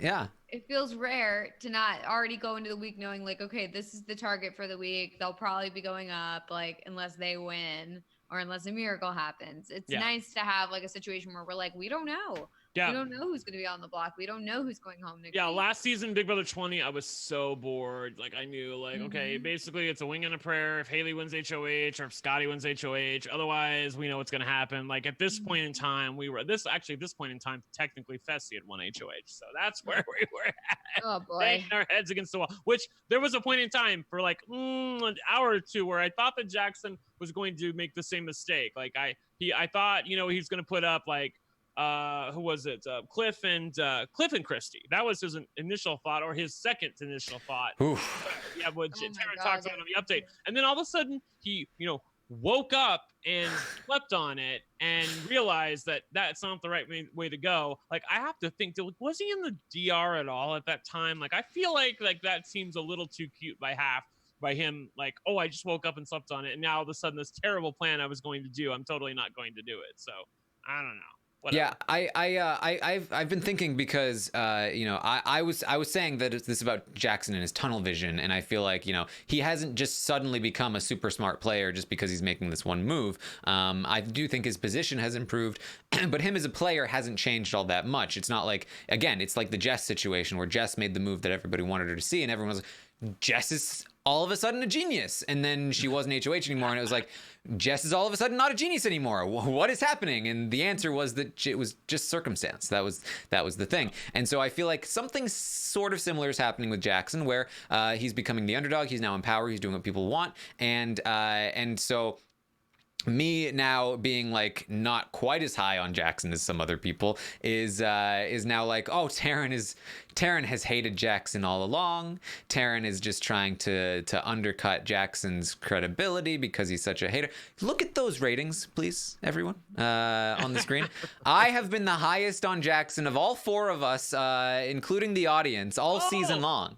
I didn't even notice that up to the side. Very good, Alexandra. I didn't. I'm freaking blind, people. I didn't notice this little thing off to the side that shows us our previous ratings from all. I thought we could only see back 1 week. That's so cool that we can see everything we've ever done for the entire season. There you go.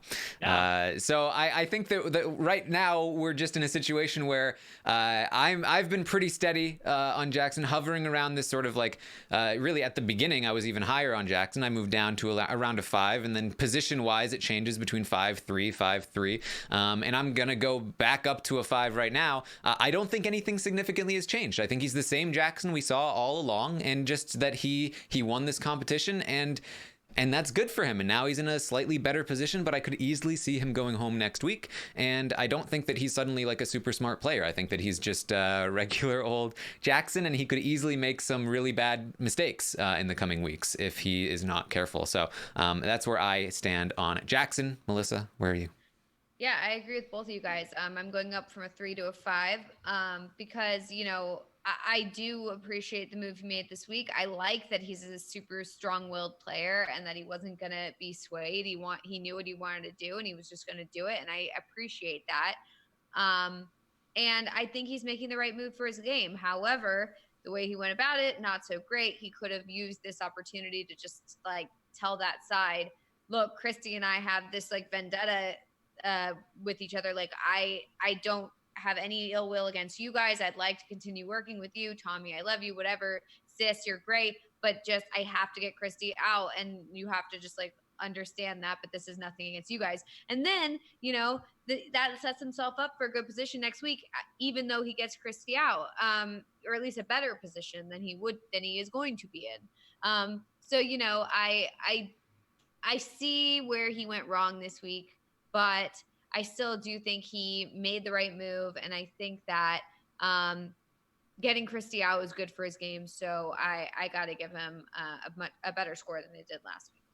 Yes, it's an interesting spot. I think that maybe you could have argued a 6 for Jackson before we heard from Tommy that Jackson and Holly are the targets. And I would have gone with a 5 because I was kind of anticipating that this might happen. And then we saw it happen right before the podcast, and I was like, thank you. Now I feel people won't be as mad as me, as mad at me, hopefully.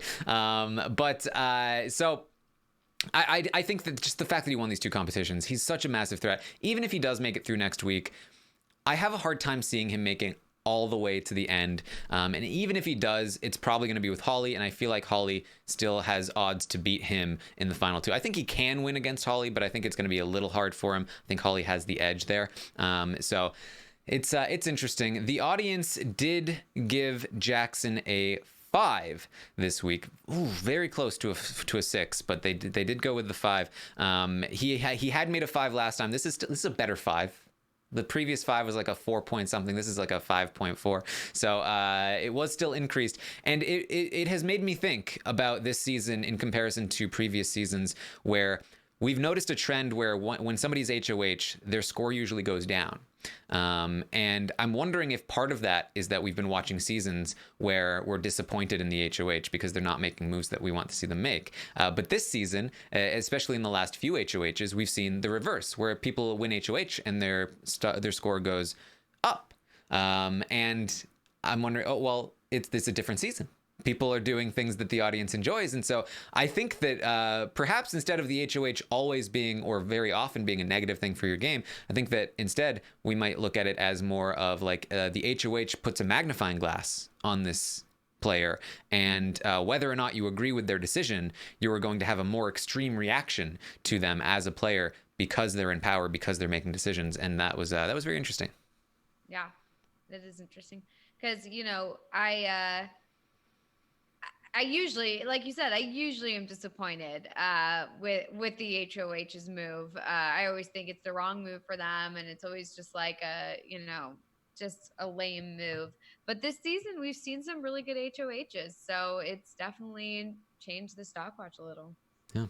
All right, let's talk about Jess, who got a 3 last week. The audience was still higher on her at a 4.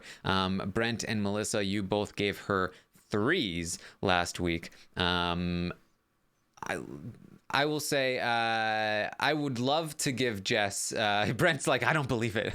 No, I'm like, I was looking at my previous ratings. I'm like, shit. Yes, I have the best voting record here on on Jess, and I would love to go down to the 1 for Jess, but I don't think anybody is drawing dead in this game, and so I personally can't. I think she deserves it, but I'm gonna go with a 2 for Jess myself, for many reasons that we've already talked about. She's playing incredibly poorly. She's like somebody who's not even really sabotaging. Yeah, she's not even really playing the game. She's damaging her own game, and yet she's still not somebody that people want to take to the end game, and that's terrible for her. And even if she does, I'm not sure that she has a chance, a great chance of winning the game, but I do think she has a chance to win the game, and so I'm gonna go with a 2. Melissa says no. No, I don't think there's any chance she's winning this game. I give her a 1.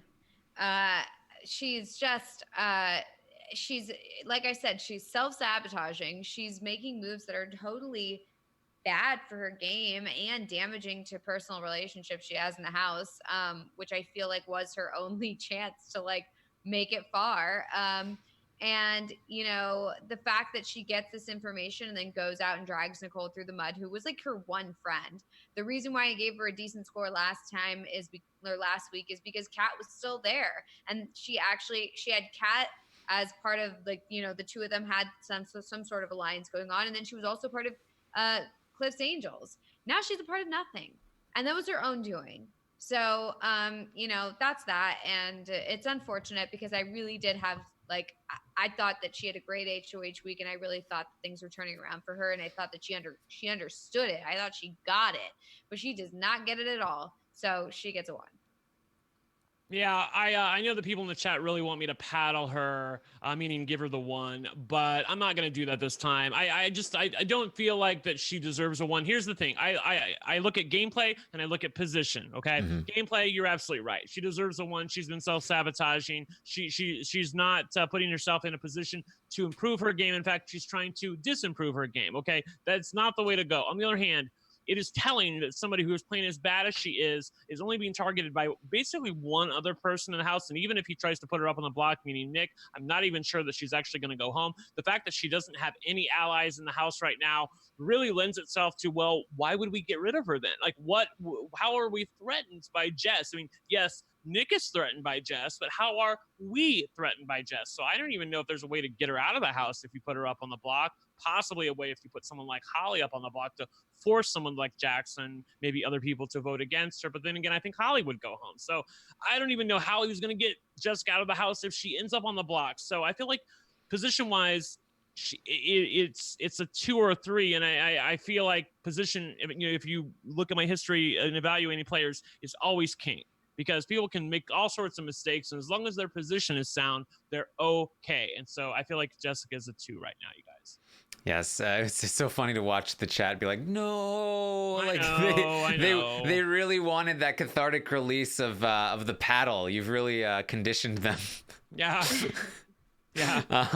The audience agrees with us, though, Brent. The audience gave Jess a 2 this week, down from the 4 last week. So how the mighty have fallen. She went from 2s for like 4 weeks straight up to a 4 during her HOH, kind of deal, and then stuck around. She held on to that 4 the next week, but now she is back down to the 2. The audience has finally come back around on Jess. All right, so let's move on to Nicole. Now, Nicole's an interesting one here.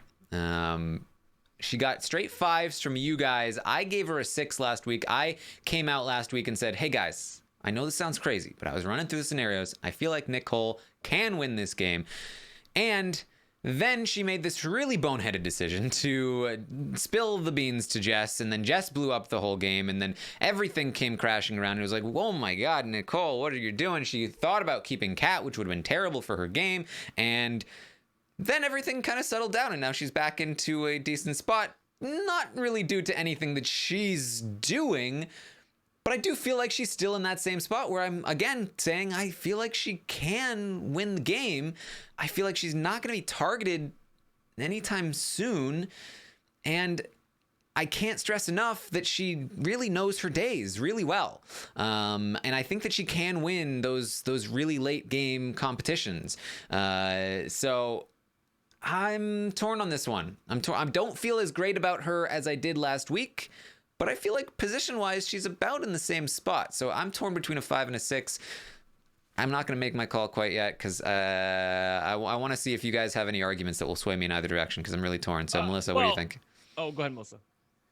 No, I'm torn as well. This is kind of a tricky one because, I think that she is in a pretty decent position in terms of like people aren't really targeting her and like maybe she can make it to the end, et cetera, et cetera. However, I don't feel that different from her. I mean, I think that there was fluctuation in terms of like, why did she tell Jess? Oh, okay, nothing really came of that.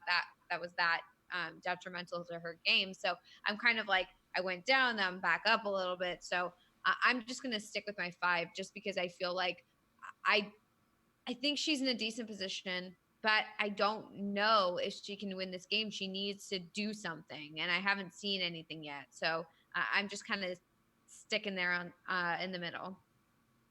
All right, Brent. Yeah, I feel like she's in a great position right now. Like, there's no conceivable way that she could be eliminated the next week. I really feel like Cliff's always going to go before Nicole. Nicole has her days down. She's well liked by everybody else. The problem is I don't trust her. I don't trust her to make the right move. Like, basically at this point, I'm with Nicole. I'm like, show me, don't tell me, because I feel like I've heard from her some positive things, but I've never seen anything good. Yes, she did end up making the correct move to get rid of Kat this past week, but it was like, hurting cats to try to get her to finally do it. And I feel like she lost a lot of credibility along the way. I feel like she only got her position back by the grace of God, that everything settled down, the right person won HOH, and here's where she is right now. So like, she can't make that kind of mistake again. If she has an opportunity to really take control of this game, she best not screw it up. So I will go up to a 6 from a 5 previously, because I feel like her position warrants it. But my God, woman, play better. Yeah. Yeah, I agree. I have much less faith in her moving forward. She's already talking about like how bad she feels for Christy. I don't think that means she's going to change her vote by any means, but like, she really plays emotionally. And while I don't think that she is Nick's slave like Jess seems to think, I do think that her relationship with him, it benefits her, but it could also be a bad thing at some point in the game. I also worry about her in the jury, depending on who she sits next to. If she gets to the end with Cliff, I think that she might take Cliff, and that would not be good for her, unless he does something to piss people off, at which point she might win. At the end of the day, like, I want to go down based on my lack of faith in her. But as I think about like who is more likely to win the game, I think she is more likely to win than Jackson is. I feel like she's just a lot more likely to be there and to win. And so I think I do have to go with that 6, even though it feels wrong. Again, sometimes I get too lost in the weeds trying to compare it to last week. But I feel like maybe positionally she's advanced another week. She's in a great spot moving forward. And gameplay wise, I'm lower. By the way, David S. in the chat has a good question. He says, has Nicole ever come up with a plan by herself? Not that, coming up with plans is the end all be all in the Big Brother house, but honestly, I can't affirmatively answer that question. I feel like that, no, she has not. She has no plan. It's always somebody else's plan. So she might need to take a look at that. Again, I also feel like the social game, which people don't put a lot of stock in that, but that's a really big deal. How much people like you, how much people want to vote for you at the end. That's in part how Casey won last year. People really liked her more than they did Tyler. People liked Paris more than they did Kayla. So I feel like that you need to have those things at the end. And it's not all about like who has the best evil mastermind plan, but it's an element, Taran. Yeah, and for what it's worth, Casey didn't come up with any plans last season, and she won the game. Yep. And I do think that Nicole didn't really come up with a plan, but she was sort of one of the instigating factors that kept Kemi in the game in the first week, and it was at the very least partially her plan to break up the big group of Grateful, and that of course backfired on her, and ever since then she has played a lot more scared, which is unfortunate. But I think I really wonder what her game could have been if that moment didn't happen, because I think that really shook her to the core. So the audience stayed with their 5 from last week. That's where the audience stands on Nicole. So there we go. Nicole moves up to a 6 overall. Next up is Tommy. Tommy's an interesting one. Again, I feel like his position has theoretically gone down because he's losing his meat shield. He's losing Christy. But she is going to the jury. She's a guaranteed vote for him. She's going to be campaigning for him in the jury. I feel like if Tommy makes it to the final 2, as long as Christy doesn't spill the beans that they know each other, I think he's guaranteed the win. And I really feel like she won't, but the possibility exists. So you have to consider it. And so I feel like he's still one of the more likely people to win because he has the most amount of people loyal to him. He has the best end game planned, and he is going to be good at all kinds of competitions, mental and physical. And yet his position has decreased. So it's another tough one for me. Brent, what are your thoughts?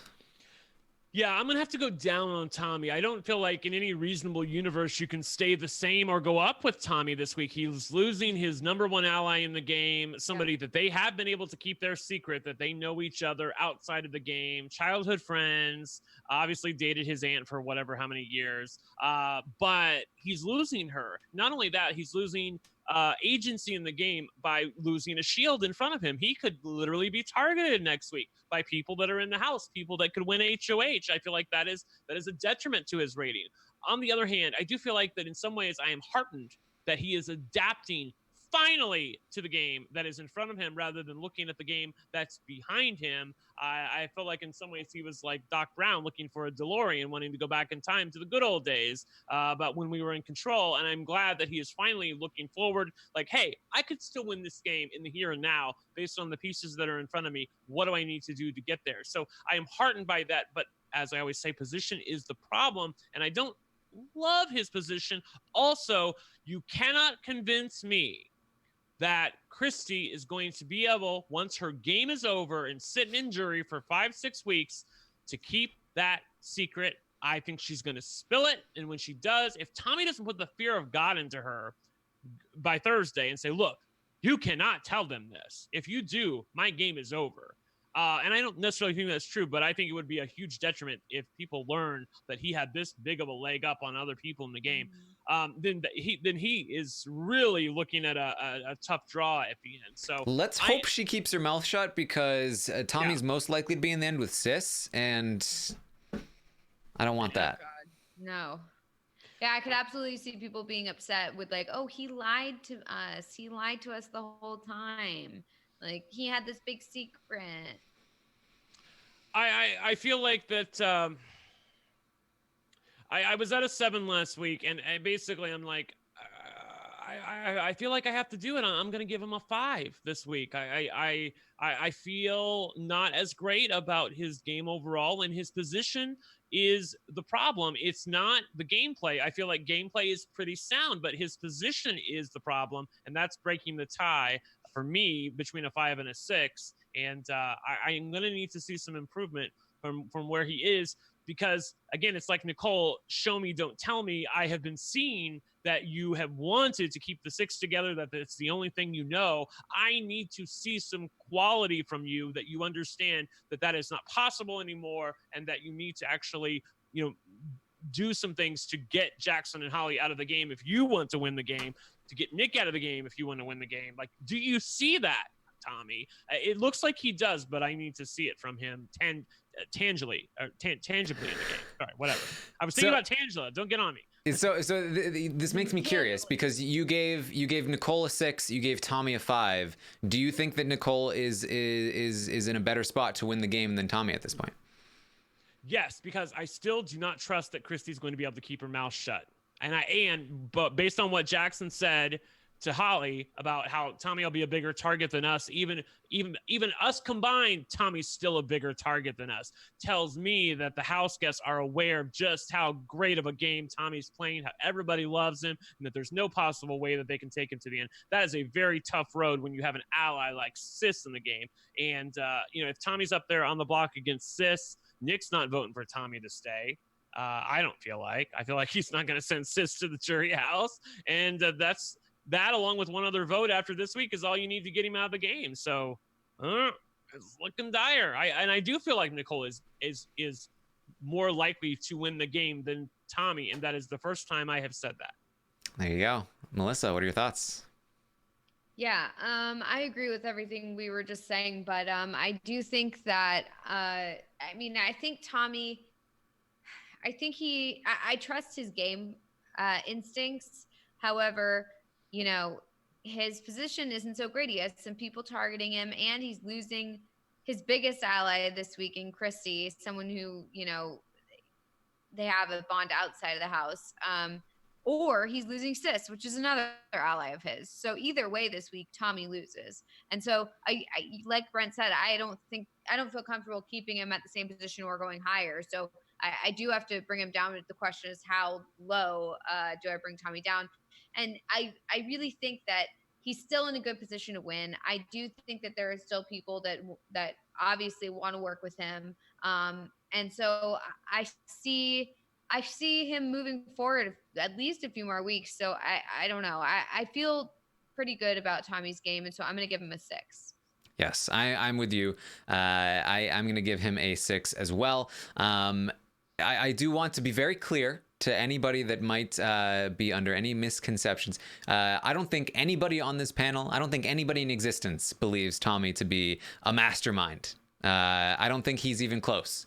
I think that he is somebody that has been in a great, he was in a really great position at the start of the game, and that lasted about half of the game, and then he fell hard, and that was the week I forgot to make my stock watch picks. And his position is still pushing forward. He's still in a great spot. He is an adequate player, somebody who is good at maintaining his own people for the most part, but we, you know, if anybody was for some reason confused, for some reason was under some kind of misconception about how we thought Tommy has been playing the game because you haven't been listening in the last 2 months, then rest assured, nobody here thinks Tommy is a mastermind. No, this isn't Tyler, people. He's not getting any 9s. Has he ever gotten? I guess he did. He in week 3, I gave him I gave him 1 9.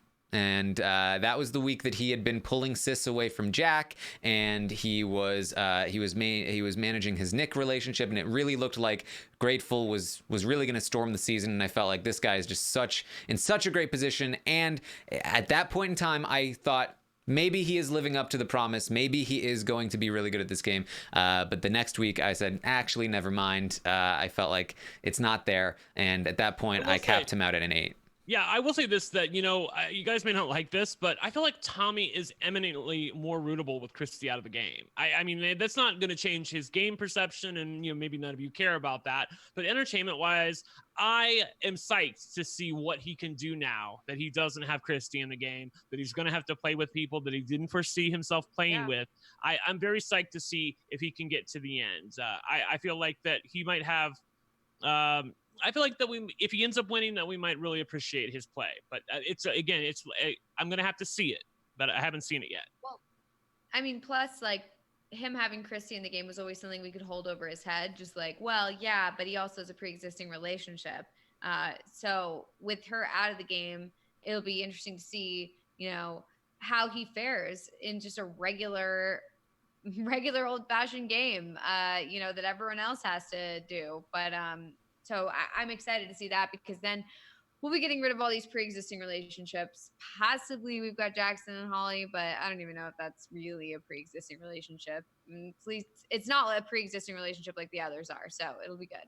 Yeah, and for what it's worth, week 3 was the week that Tommy was able to really lock down Sis. He separated Jack from her and really reeled in Jack. He maintained his relationship with Nick. These are all of the major factors that kept him alive through the adversity that he later faced in the game. So I didn't completely lose my mind that week. And then after that week, I capped him out at 8. I said he's never going to get above this because he's just not that caliber of player, and that's where he has been ever since then, currently residing here at a 6. And the audience agrees. The audience has stayed with their 6 from the previous week, and so Tommy will sit here at a 6 overall. And this is very interesting. There's 1, 2 there with Jess, but right now we've got 5, 6, and 6, and I think that might be a trend as we move on to Cliff, who had... We have no idea where it's going. Exactly. It's such an even playing field. Open. Yeah. So Cliff, I gave him a 4 last week, as did Brent. It was, and for me, the reason it was a 4 instead of at least a 5 was that he was on the block and he really could have gone home, and he very nearly did toward the end there, but man of his word, kept him in place, and he managed to survive. And now he is looking pretty good. I do think that him and Nicole seem to be in the best position in the game for the short term, the immediate sense of moving forward, Cliff is the least likely to be targeted, and even if he is, I feel like he is pretty safe on the block. Now, that does not mean that he is actually safe. Again, this is not regular, what we're used to, Big Brother. Anything is possible. So when I say Cliff is the safest, that means there's like a 20% chance he goes home, which is huge, right? Like, so, you know, be aware of that. But I do think he's really safe moving forward compared to other people. And again, that really depends on how he handles this interaction with Tommy and all of that. But the problem remains Cliff's end game.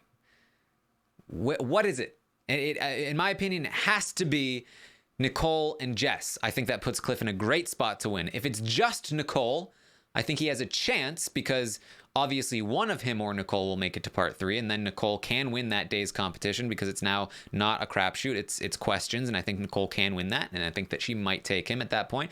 So if he can just get Nicole, he has a shot. If he can just get Jess, he might also have a shot. I think that he can beat Jess in the question, the part 2. I think that is possible for him. It's a little bit more of an even playing field there. So we've seen Cliff do very well with like hanging and any sort of physical competition. Obviously not as well as somebody like Tommy or Nick would do in one of those, but I do think he would have a chance to then win himself to the end. So I think that's Cliff's only way forward. He needs to have at least one of Nicole or Jess in the final 3 with him. Both would be great, but he needs at least one of them. And I do think he's starting to get in a position to make that potentially happen, but it's still going to be like, he has a much tougher road than most people. He came into this game, he's 3 decades older than most of them in the house. How dare you? And so that's difficult. And I think part of what we're seeing and part of what is making this end game so interesting is that I do think that Cliff is probably one of the if not the best player / better players in the house. But he has a huge level of difficulty in front of him that he does not make natural allies in the same way that a younger person would to fit in with everyone else. And he is not capable of winning some of these competitions, especially it's such a massive disadvantage for the older house guests, the less physically fit house guests in part 3 or the final 3 HOH. It's always been a thing that, you bring somebody that can't win either of those 2 competitions, and that's a dominant strategy in Big Brother. And so it's a really tough road, and we're seeing somebody who's really, really capable navigate that tough road. And I think that's part of what is making things so interesting down the stretch here. I said this before, but I would love to see Cliff play this game, 20, 25 years younger. I think that he would be a very, very dangerous player in the game if that were the case. Or maybe he's not as smart back then because he doesn't have as much wisdom. But at the very least, I think that it would be interesting to see. I'm very impressed with what Cliff has been doing in the game thus far. I'm definitely moving up from my 4. But should I go to a 6 is the question. I think that ultimately I have to say no. I'm going to give him a 5, and that's just because his road is much more difficult to get to the end. I think that if he makes it through 1, maybe 2 more weeks with both Nicole and Jess in the game, then I might start to move up and I might start to be like, all right, I think Cliff might actually be able to have this. We'll have to wait and see. But for right now, it's a 5, and that's where I fall. I can tell you that the audience went with a 6 for Cliff. So the audience higher than me on Cliff once again. I think that's been the case for most of the season. So there you go. Look, I apologize. I'm just trying to be realistic here with Cliff. I think that end game is just a real stickler here. Melissa, what are your thoughts? Yeah, I mean, I see what you're saying. But I do feel like I have to give Cliff a 6 because I really trust his gaming ability. I think that he has a good game sense, and so I think something that has been a little worrisome this whole time was people randomly being like, we need to get Cliff out, and all that. And I don't feel like I'm hearing that as much. I feel like people are talking about wanting to work with him. I mean, if he can forge something with Tommy right now, even if it's not like we're making it final two, whatever, if it's just a simple like, hey, you and I, let's not target each other. There are other people in the house we can go after before we target each other. Boom, done. Then that solves some big problems, and it also clears Cliff up so he doesn't have to feel like he has to target Jackson or Holly or whoever when they seem to have a good relationship with him, or at least Jackson does. So I feel good about Cliff. And, I take your point that he's going to have a hard road down to the end, but I feel like I have faith in him. Maybe I'm saying that now, and then next week I'm going to be like, why did I say that? But I really do think that Cliff has a good head on his shoulders for the game. So I got to give him the 6. Yeah, I like what you say about having faith in him. I think that of all the players in the house right now, I have the most amount of faith in Cliff to make the right decision when it's presented in front of him. And in some ways, and their games are very, very different, but it reminds me of the faith I had in Vanessa when I was watching her. I always knew that she would make the right decision when presented with a decision point. Ultimately, she, I think, made a slight wrong decision with Steve. But Steve is another player where I always felt pretty confident that Steve would always make the right call when it was presented in front of him. So I think he's in line with one of those kinds of players, even though his game is, of course, very, very different from them. Mm-hmm. Yeah, I'm going to err on the side of the 6 as well. I trust Cliff. It's great to see somebody who listens to our podcast. Just warms my heart to see him having as good of a chance to win this whole thing as he apparently does. I'm excited about that. However, I am very, very worried that he's going to get stuck on this song of my word is good in this game. You can trust me, blah, blah, blah. Like what Taran said earlier is king. You have credibility. It's not going to be worth anything on the way home while you're writing. Like you're in the house, spend that credibility. I feel like if in the next 2 weeks, he does not do something to literally, I hate to say damage his credibility, but like, first of all, here, Taran says, well, if he gets a couple more weeks and Nicole and Jessica are still there, then I'll think about it. Well, I think that's going to happen. I mean, I don't see Nicole going home in the next couple of weeks, and I certainly don't see Jess going home, even if Nick tries to target her. I'm like, how the hell are you going to get her out? I mean, maybe there's a way, but I feel like it's a tough send. So I feel like they're going to be there. So then what does his game look like then? He's going to have to dirty himself up, and the way he does that, I feel like, is important as the substance of what he ends up doing. I feel like he's going to need to literally backstab somebody, but in a very Giesling way. And I don't know if he has it in him. I don't know if he recognizes that this is what he needs to do. I feel like that it needs to be a big show for him to literally show everybody, look, I'm a dirty player, and I'm gonna do what I need to do to win the money. And for people to yell at him and hate him, and I feel like he's very used to this, oh, we all like you, Cliff, kind of atmosphere. But in order for him to get taken to the end of the game and improve his position, I do feel like he's going to have to trash himself a little bit. And I don't know if he has that in him. So I'm nervous about that. Maybe, look, I was wrong before. I was the guy who said he should have made the move and not put Bella up on the block. And look at all he has wrought credibility-wise from that move. How many times have people said we can trust Cliff because his word is good? I know I can trust Cliff because his word is good. His word is good. His word is good. His word is good. I mean, so many freaking times people in the house because they don't have anything else to grab onto. So they're like, well, Cliff, I know his word is good. And that has just paid out in spades for him. But I'm still nervous that he may not know that he needs to make the move that I think he needs to make. And so since it's my rating, I'm going to give him a 6. Yes. For me, when you talked about Jess and Nicole still being in the game, I do think it's likely. For me, it's what the composition of the rest of the house is from that point.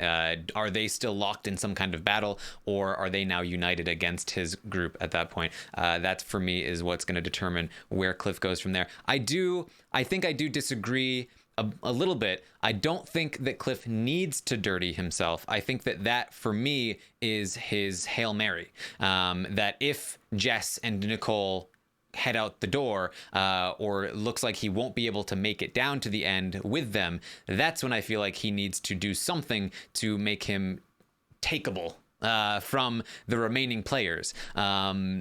But even then, it's like it needs to be under the right circumstances, because there are some people that are just flat out taking some people regardless of how they feel about Cliff. Like people like Jackson and Holly will always take each other. Sis and Tommy will always take each other. Nick, Tommy, and Sis, all three of them will all take each other depending on which ones are there. And so that's basically everyone in the house. So in order for that to even matter, he'd need to have one of like Nick and Holly in the final three. And at that point, maybe they would take him, especially if they felt like he had dirtied his name. But I feel like that to me is the last resort. That my plan A for Cliff is get there with Nicole, get there with Jess, work on them, because I do think that both of them are capable and willing to take him to the final two, or at the very least with Jess, like he's maybe able to beat her and win his own way to the final two. And then he also doesn't have to worry about jury votes, because I think if he gets there, he just wins. Right. So I think it's important to recognize that Jess, even though she has totally trashed Nicole over the past week or so, she has not trashed Cliff. Yeah. That is important to recognize. So like that relationship is still intact, even though Cliff is aware that Jess has been saying some other things about some other people in the house, and that she may not be as trustworthy as he might have thought. He should recognize that, at least insofar as their relationship is concerned, it is valid. Yeah, so for me, if I'm Cliff, that's my plan, like D. That's like if everything else is going wrong, then I have to like make a huge ass of myself. I have to become the villain. That's Cliff's plan from that point forward. But it would not be my plan A. And I do feel like it's not necessarily a necessity for his game moving forward. I had something else to say, but I completely forgot. All right, so let's move on to Christy. Yes. I gave Christy a 5 last week. You guys were all down at some 4s. You guys were in the right on this one. I was a little too high. It seems we were all maybe a little bit too high, because Jackson is going to win this HOH, and now Christy is looking like she is on her way out the door. It's going to be a tough one to survive, and then even if she does, it's still a pretty tough road for Christy. So I can tell you that I went down to a 2 for Christy. That is it possible for her to survive? Yes. Do I think it's going to happen? Definitely not. And so for those reasons, I would go down to at least a 1 or a 2. And I also feel like if she does survive, she's not as dead in the water as some other people. There's still anyone can win. So yeah, you might think about the 1, but I'm going with the 2. Melissa, what are your thoughts? Yeah, I agree with you. I'm giving her a 2 as well, because I don't think that she's completely dead in the water. A lot of things can change. Sometimes things happen on Wednesday nights and there's a flip. So, I mean, there's a total possibility that she stays. It doesn't seem likely, but, I don't think it's like absolutely no, she's leaving. We're done. She's gone. I think that there is still a chance. So that's why I am holding out, I guess, hope. I prefer Sis to leave, but it's tough. Like I said earlier in the week, I was like, my dream scenario is that Sis goes home and like Tommy has to use the veto on Christy and like really solidifies a war between Tommy and Jackson and Holly. People are like, how could you want Christy to stay? It's like, because I want Sis to go. Stay over Christy, right? Like, I mean, if it was like, of course, if it was like, okay, Cliff or Christy, which one do you want to stay? It's like, obviously, I want Cliff to stay, but like, if we're choosing between Sis and Christy, is this even like a choice? Come on, guys. I do love that the other pre-existing relationship is leaving. I'm not sad about that at all. Yeah, but I could see them both go. Twist, both of them going. No. Here's the thing. On principle, I understand where you guys are coming from, but for me, I'm going to give her the paddle. I'm going to give her the 1. And here's the reason why. Because she had something that so many people in the game don't have. Yeah. She has a great player who is her ally, who told her, here is the path to redemption. Yeah. All you have to do is go to Jackson and Holly, which, by the way, a player as bad as Nick knew to do. Nick found out that his name was coming up from Jackson and Holly. What did he do the next day? Spent all day with Jackson and Holly. Talk to them, end up making a deal with them at the end of the day. I'm not going to target you. I love you. You guys are great. Please don't put me up. I'm not going to put you up. I'll give you my word. And it's like, oh my God. Like, how was Christy not able to see this if somebody who is as pitiful as Nick was able to? And she had Tommy telling her, like, you need to do this. She's like, she basically, her pride got in the way. She was lazy, one of the two, which I can totally identify with. My pride gets in the way in my life, and I can be lazy at times, so I get it. But you got to pay the consequences. The wrong person won HOH. I gave her a 4 last week, and Taran even gave her a 5 because we thought her position was pretty sound as long as Jackson didn't win HOH. And, we were thinking maybe the slip and slide competition's coming, but it couldn't be that. How are we really calling that? But then it came to fruition, and then Jackson ended up winning, and it's like, damn. Like, you had all this information in front of you, and you chose to willfully ignore it. You deserve a 1 in this game, and it saddens me that you didn't make the better decision to make up with Jackson and Holly before the HOH competition, because I feel like that there was a chance for you to save yourself, and you said, nope, I don't want to save myself. I got my pride. I'm good. Yeah. Yep, I agree. The audience did go with a 2. For Christy, not quite down at the 1, but I can see the 1. There's definitely a lot to be disappointed in with Christy here. You guys are saying, well, I think so you're saying there's a chance that she could stay. I feel like that's where we're at with Christy right now insofar as her eviction. So, basically her chance is self-evicting. I really feel like that's the only chance. Even if Cliff and Nicole completely lost their flipping minds and wanted to evict Sis instead of Christy, they would still need somebody like Jess to go along with them. I don't see the scenario where it's happening. So yeah, it's a 1. There you go. Next up is Holly. And we can start with the audience on this one. Holly was given a 6 last week by the audience.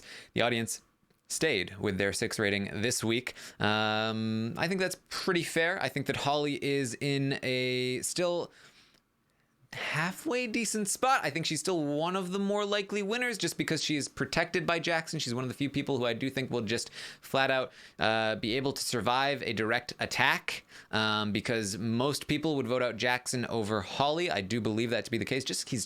He won 2 competitions in a row. He's now won 4 competitions total. That is double anybody else in the house. You have to take the shot at Jackson if he is on the block there. So I do believe that her position is helping her in this spot, even though I do not love her gameplay this week and the fact that she really, I think, wanted to save Christy, which I do think would be a mistake for her ultimately. But Brent, what are your thoughts?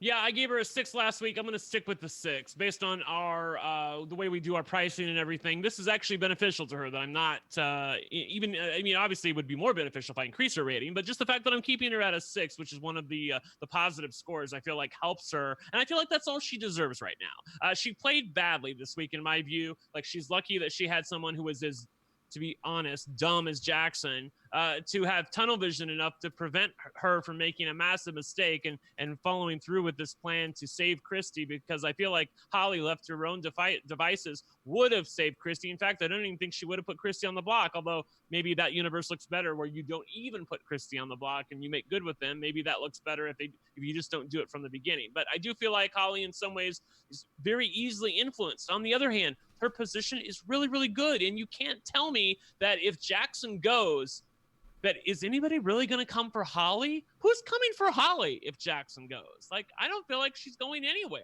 So, come on. I really feel like that Holly's looking pretty good, but her gameplay has worried me, so I'm going to hold her at a 6 right now.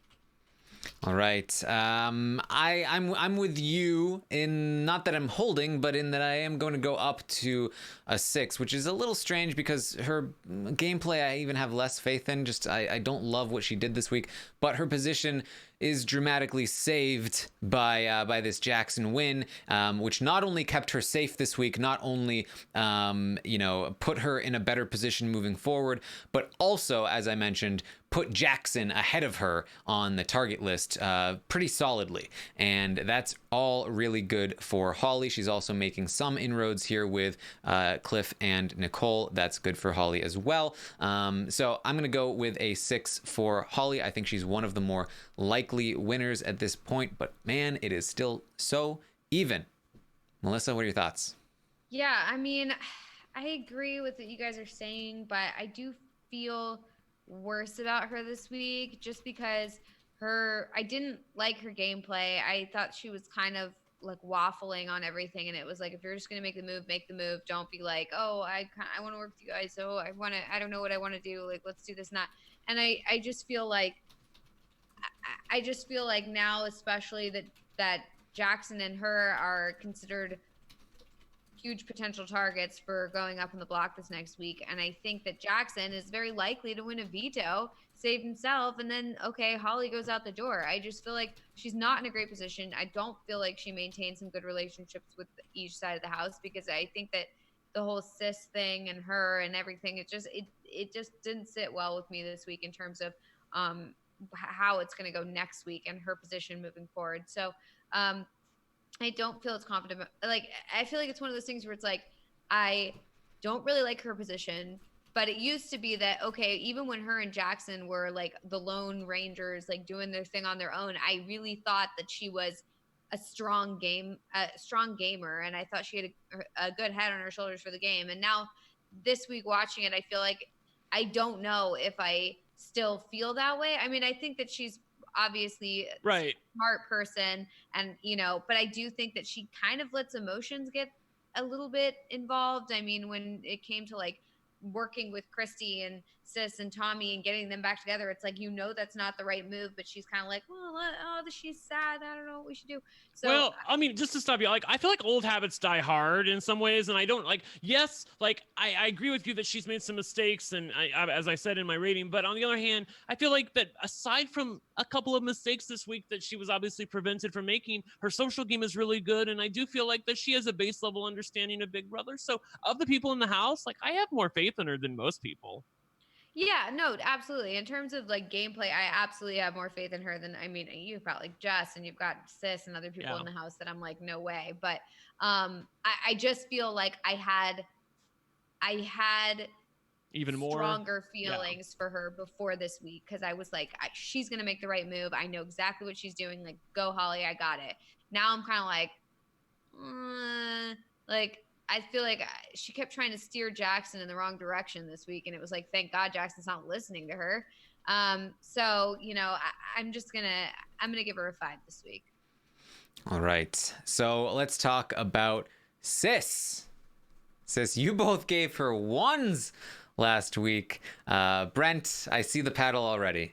Yeah, it's a 1. I still don't buy this universe where she's winning. I mean, these people in the house, they talk about Sis like she's a joke. Like, I've heard them talk about, she doesn't even know what a noun is. Like, can you imagine her winning? Like, that would be terrible. And I know they've said that about a few other people, but there is a specific level of conviction with them, like, of absolutely appalled at the thought of Sis winning the game, that I just believe that there's no universe where she wins. I'm trying to think of the person that would have to be in the final 2 with her in order for her to win the game. Even if Tommy is in the final 2 with her, even if Christy exposes their secret, I still feel like they'll give it to Tommy, and they should. But like, again, I'm just not buying it. I'm just not buying it, and I could be totally wrong, but I'm not buying that Sis has a chance to win the game. And she plays like hell. She doesn't know what the hell she's doing. She's still begging for a power. It's very telling that she's like, going up to the camera multiple times, begging America for power. Honey, we already told you we don't like you. Do you not hear us? Pick up the phone. We're calling. It's the Clue phone. It's for you. Yeah, it's like, you don't want America to vote and give you anything, because it'll be something bad. So don't ask for it.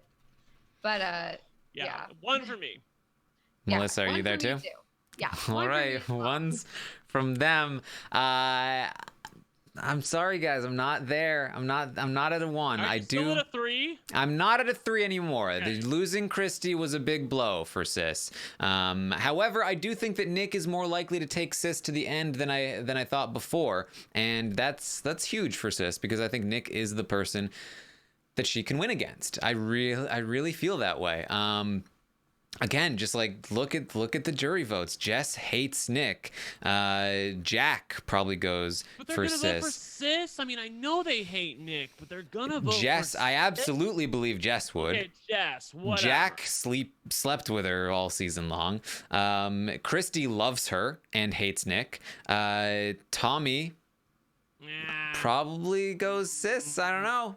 Maybe we can say Tommy goes Nick, but that's kind of a tough call. I do believe that that Cliff would go Nick, Nicole would go Nick.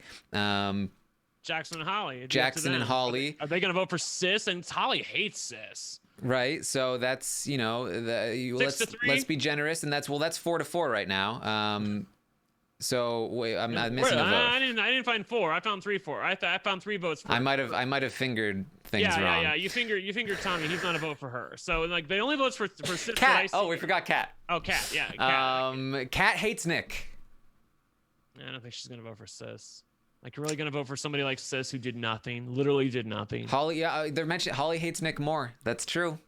That's what I'm saying. I'm saying, like, I don't think it's a given. I don't. Okay. All right. So it's a 2 from me. I still feel, I said this before. What I'm trying to think of what season it was, where I talked about. Oh God, Taran. There was a season where I talked about, like, when they literally go up to the key box and they think about voting for someone. You're going to tell me that they're going to put this person's name in the box. I'm trying to think of what season that was, and like I feel like I ended up being correct. Like they wouldn't do that. They just wouldn't accept that could be the outcome of their season. Well, what season was that? Maybe was that the Josh season where he ended up winning? It might have been. No, you were pretty high on Josh. Yeah, I was. I'm trying to think of I know I said that about a certain season. You might have said it about Kira. I don't know. But I hear your point. I do hear your point. But I mean, it was Kira. Yeah. I mean, like, again, in the world where Josh can win the game, I do feel like I really do feel like most people are capable of, especially when you have somebody like Nick. It's very volatile. You have Sis, who has made a lot of personal connections with some of those people, whether they're warranted or not. So I think it's possible. I don't think she's wrong. Yeah, my point is that when people go up there as a juror, they're in front of everybody. The people in the audience are looking at them. Julie Chen is right there. It's like, you're really gonna tell me that you're gonna walk up to the key box and you want your season to be defined as the season Big Brother 21 that was won by flippin' sis? Are you kidding me? That's not going to happen. These people are not going to want her to represent their season. I'm just telling you that's what's going to happen. All right. So the audience is at a 2 with Sis. They are not down at the 1 with you guys. So that's going to keep Sis there at a 2 overall. Let's talk about Nick. Yes, let's talk about Nick. Man. Remains a difficult one to rate for me. His position is not nearly as good as I think it has been. Like I said, I think there are 2 different people that would target him, and I do think he would go home in those circumstances. Holly and Jess, if either of them won, I think would target Nick. Nick would go home. That's not good for Nick. Tommy is no longer as loyal to Nick as he has been in the past. That's not good for Nick. Nick is continuing to piss people off. Kat left the game pissed at Nick. Christy is leaving the game, or at least at the very least right now, is pissed at Nick. I don't love this. I feel like this is not looking good for Nick. I'm not feeling great for Nick. Cheekers in the chat just said 3.49. Cheekers, I don't know why you posted that number, but that is the exact number from the audience on Nick. The audience gave Nick a 3.49, which is a 3 overall average. So congrats, Cheekers. It turns out Cheekers was the only one that voted on Nick. I don't know how that happens. How did they know? So there you go. I saw that. I was like, whoa, that was a close vote on Nick there. So the audience is there with a 3 for Nick. Yeah.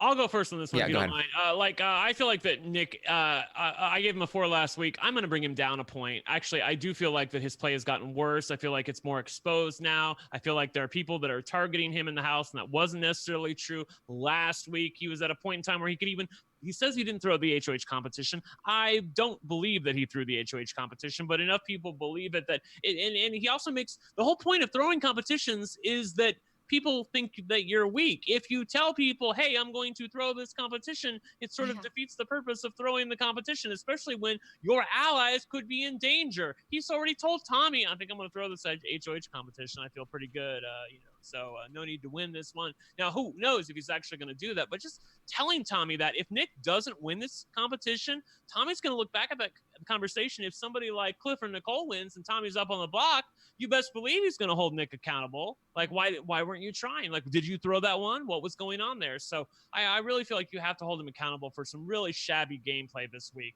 And even though his position is okay, there are still a few different people, as we saw with Christy, a couple people in the house who want you out. That is a real detriment to your game. And right now there are 2 significant people in Holly and Jess that want him out of the house. And there are some other people that don't even trust him right now. I could see other people using him as a potential pawn up on the block. I know that Tommy and Sis have lost some trust with Nick lately. On the other hand, who else do they have right now? I mean, maybe if they make a deal with Cliff, maybe Nick loses a little bit in that bargain, but that hasn't happened yet. And I feel like you're always going to go with the devil not the devil you don't. And so that's Nick right now. So, but I feel like you have to bring a score down a little bit. I was at a 4. I'm now at a 3. Yes, I'm also at a 3. I feel similarly. I think his chances of making it to the end have decreased. I think his chances of winning the game with the jury vote have decreased. I think his chances of going home next week have increased. So I'd almost bring him down to a 2, but I do still feel like he is solidly above people like Sis and Jess. I'm going to keep him there at a 3. Melissa, what are your thoughts? Yeah. This is a tough one for me just because I feel like I have no idea what he's doing or what he's going to do next week. I don't know. Things could absolutely change. I feel like from week to week, it's like he's a different player and he's working with different people and his loyalties lie with different people. And it's just like, I have no idea what kind of Nick I'm going to get the next week. So that does not make me feel good about it because it's not like he's doing it for a great strategic reason or anything like that. It's just seemingly random. So, I don't feel good about his chances and the fact that it seems like a lot of people, or at least a decent amount of people, are considering target him or not only are they considering targeting him, there are a decent amount of people who are like, well, it would be fine if he was on the block or he went home or whatever. It doesn't bode well for him moving forward. So, I'm going to give him a 3 as well, just because I don't even know. This week was not a good Nick time, but maybe next week will be. I don't know. So, yeah, 3. Yeah. All right. So that is the Stockwatch ratings. I just saw a conversation happening from some of these updates on Twitter between Tommy and Cliff. It seems like they are perhaps having their conversation right now. And Tommy says to Cliff, and I feel like this is perfect. Tommy says, I kind of feel like I'm not as good at this game as I thought I would be. It's like, yeah, that's, I think, how a lot of people feel. Yep. Good self-awareness. Yep. And I feel like that's a bit disarming for him to tell Cliff that. So I like that approach. Yes, he's talking about how the house is going to be separated into duos, and the way it's set up, it's pushing Sis and him against Cliff and Nicole. So I'm very intrigued to see where this conversation goes and how it works on Cliff. But we will probably not get to it on this podcast. So tune in tomorrow morning at 11 a.m. Eastern, where I will update you on what happens with it. All right, so let's quickly run through. Let's see here. So here's the ratings. We can check in on the standings, and I didn't do great. What did you do? I went in on Tommy, and Tommy went down. So that was not a good call. I have no idea what I did. I forgot. I know what I did. I bought Christy. I went all in on Christy. Oh, Brent no. bought Christy. Oh boy. Yeah, I was mad at myself for not buying her the previous week when I could have made a bundle on her. And I was like, you know what? I still feel good. It's always trying to fight the last battle. I'm like, Tommy, I won't let it go. So I bought Christy, and of course, I lost half of my equity now. So Wait, so Taran, have we not even? Oh wow, Taran, you're. I have fallen to 36th. Yikes. Yeah, this is a tough season for the stock watch. Everyone keeps changing. It's changing so quickly, and it was like a coin. I said on the stream, it was a coin flip between you can go in on Jackson, you can go in on Christy, whichever side. If Jackson wins HOH, then Jackson's gonna pay off. If anybody but Jackson wins HOH, basically, then Christy will pay off. But if either of them, whichever of them loses that coin flip, it's going to be a big drop, and that's about what we saw. So there I am in 36. I decided to go with Tommy because I didn't want to take a big risk, and I knew that that if I did go down, I'm basically, Brent. I'm playing the make sure I just stay ahead of Brent at this point game. Yeah. So Where am I? All right, so there I am, 36th place. Hold on, Melissa. He has to scroll. Here's Mary behind me in 48th with about 60 less than me, and then you are here in 59th. Whoa. With 419. Killing it. I am amazing. Now the game I have to play is stay ahead of Melissa. I'm only $100 ahead of you. What even happened? I'm amazing. Where am I? Do you have to go to the third page? Let's keep going down. There's Kirsten in 73rd, Puya 84. Let's keep going down. Here's Brent 159 with $283. You're still ahead of Rob.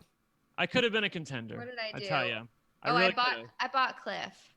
There you go. Cliff went up. I did. But I didn't sell anyone, so I still have a bunch. I have to say that I am glad that I'm down now so that I can make a comeback, because as Sis tells us, the days are getting shorter, and so it'll get here faster. My imminent victory will get here faster. I don't know if those of you saw this amazing conversation with Sis where she didn't know what daylight savings was, and she didn't realize that the days were getting shorter.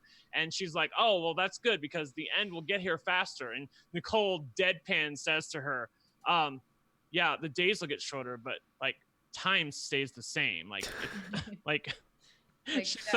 Sis is so dumb, you guys. I'm sorry. I'm Derek. Derek Levasseur. I know you're out there somewhere, but I'm.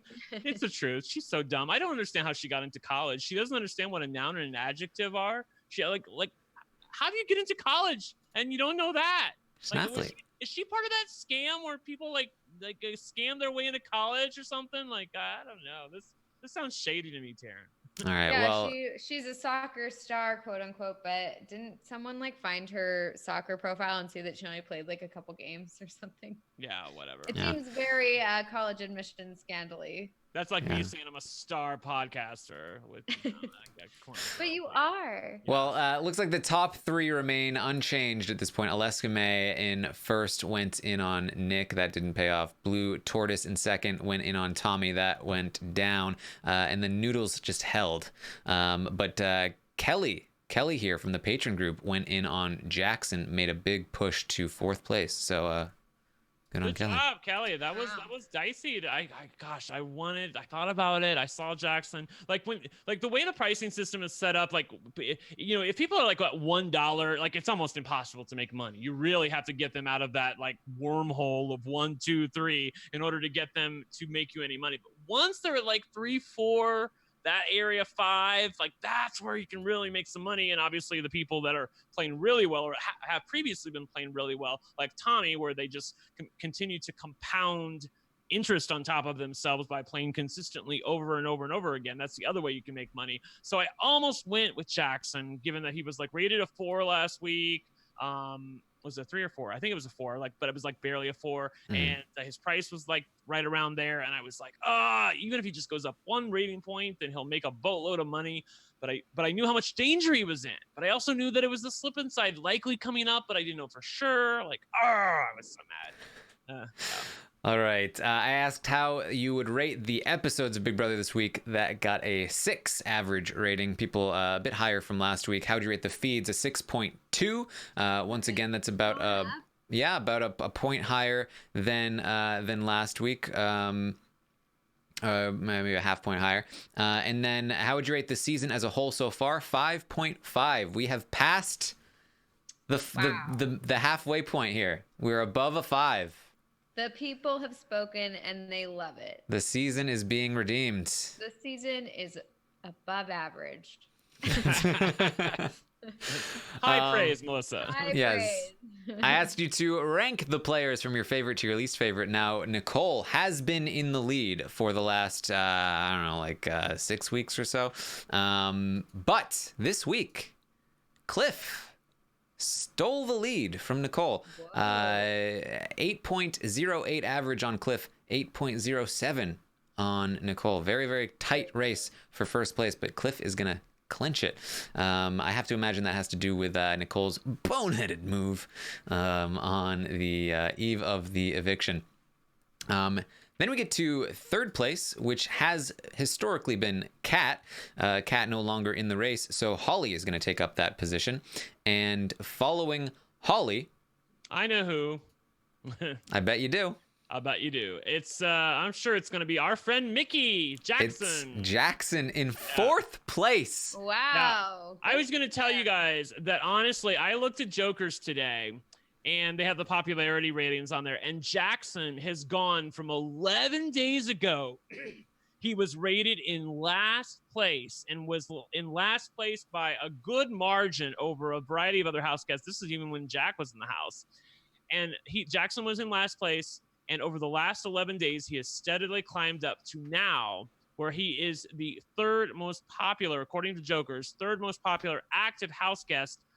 He is in the top half of his season. He is number 8 out of 16. People like Holly, Tommy, Jessica, all rated below him at this point. So that just tells you how much. And by the way, just putting it out there, I'm enjoying Jackson as well. He's a lot more tolerable without Jack in the house. This doesn't, wash away any of his sins from the past. But the Jackson that I'm seeing right now, I'm enjoying, and I'm hopeful that we'll have more of this behavior and less of what we saw for the first 5 weeks when he was a total asshole. So more of this, please. Yeah. I like it.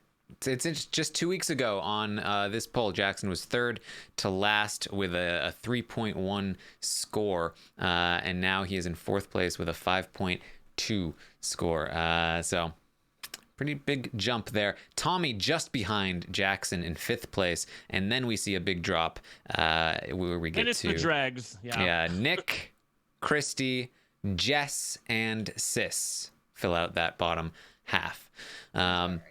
Yeah, that's how knowledgeable our crowd is. And on the Jokers poll, Nick has taken up residence in the 16th spot out of everybody, and he has been there for a little while. Yeah. Who was the best person for Jackson to have targeted this week for his game? Vast majority, about 90%, said Christy was the right call. I got to agree with that one. I asked about Jack's jury vote. Rank the players in order of who you think Jack is most likely to vote, to receive Jack's jury vote, to who is least likely to receive his jury vote. Number 1, people felt Jack would vote for Tommy over anybody else in the final 2. I think I agree with that. I think I mostly agree with that. Yes. I think Sis would be a tough call. I don't think it would be as tough as you think it is, but he. And the other thing, here's the other thing about Jack. He got absolutely horsewhipped by Julie Chen on the way out the door. He might feel the need to really put his feelings aside and vote for the best player to try to save face with America. But then again, he might just vote for who he likes better. He might decide that he needs to vote for the woman he slept with to save face with America. You know what I mean? Like, he can't be slighting her. That would make him look even worse. Yeah, I suppose. Yeah.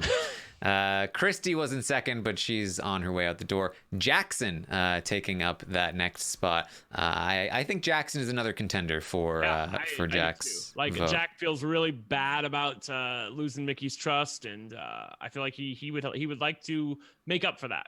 Yeah, although, again, Jackson was sent on the field trip, so he might be like, well, if Jackson is implicated as well, maybe I should separate myself from that. But I think not super likely to influence his vote. After Jackson is Sis, then people say Cliff, then Holly, then Nick, Nicole, and people say Jess would be the least likely person to receive his vote. I don't have too many problems with this list. I don't have too many problems with it, but I also don't know that that's set in stone. I mean, Jess is the person who took him out and won the veto. Like, I feel like he's gonna like if she's up there in the final two, I feel like he could say, you know what, I respect that. You got me out. You did what you had to do. You won HOH. You won veto. You beat me. Okay, I'll give you my vote. Like, I feel like there's a non-zero chance of that happening. I agree. The problem is who do I put in that spot? And I think it's a problem of like I think it's too even. I think that it's not a clear call. Yeah. Cat's jury vote. People said Holly number 1, Jess number 2, Jackson number 3. That's fairly accurate, I feel. I think there's a chance she would vote for Jess over Holly to just be like, see, I told you guys. Yeah, I think so too. Yeah. And what about Nicole? Nicole far down. Really? With what Kat said to Nicole on her way out the door, she's not feeling great about Nicole. She might turn around in the jury, but yeah, I mean, I do feel like, I don't know, I just feel like image is important to her, and so I could see a situation where she's like, well, I'm going to vote for like the good people or whatever, so I'm going to vote for, I want to show everyone that I'm friends with Jess and Nicole, and not, I think she's trying to paint Nicole as not one of the good people. Yeah, but I think that she's going to realize that Nicole is one of the good people. Is she? I don't know. Maybe. I don't know. Well, the audience says Cliff after Jackson, which not sure about that. Although, if she subscribes to the theory that the winner cannot win America's favorite player, then that might be might be a strategic decision. After Cliff would be Tommy. I would personally say I would feel Tommy would be over Cliff, then Nicole, then Christy. I think Christy is a much higher position there as well. Then Nick toward the bottom, Sis at the very bottom. I think Sis is a lot higher than that, and I would put Nick at the bottom with Nicole, and honestly, potentially Cliff, but we'll see. Yep. All right. Who do you want to be evicted this week? I thought this one might be interesting, but it wasn't super interesting. 70% said Christy. Only 30% want Sis. Gone. That's okay. I'm okay with that. I mean, like, I thought it would be 90-10, so I'm glad to see there are 30% of people out there that have their heads on right. There you go. Yeah. All right, that's what we have for you. Yeah. All right. I believe anything else you guys want to bring up, of course, let me know in the chat if you have an idea for a hashtag. Yeah, I thought the hashtag was spend it, because you were talking about Cliff and his credibility. Instead of send it, it's supposed to be hashtag spend it. Spend it! Yeah. Spend it! Finally, something that I thought of that wasn't risque, or the chat thought of, and I totally stole it. There was something I wanted to bring up that I had written down, and I forgot to discuss it when we were talking about Tommy. I said, should Tommy have been legit concerned that he could have been the renom this week if Nick had won the veto? And I feel like that he's overreacting a little bit to that. I feel like that Jackson really does like Tommy and does want to work with him, even though he does recognize Tommy to be a bigger target than him. But in some ways, I feel like that's the reason why Jackson does want to work with him, is because he feels like Tommy is a bigger target than him. Jackson feels good about Tommy. It's just that Tommy doesn't feel as good about Jackson because he realized he could have been put up on the block, but Jackson would have only put him up on the block in the worst case scenario if Nick won the veto, used it on Sis, and there was no other option to get Christy out, and it would have been strictly as a pawn. I do feel like in some ways that Tommy's overreacting to something that was really just a consequence of the mechanisms of the game. Yeah, I think that what Tommy wanted was like blind loyalty.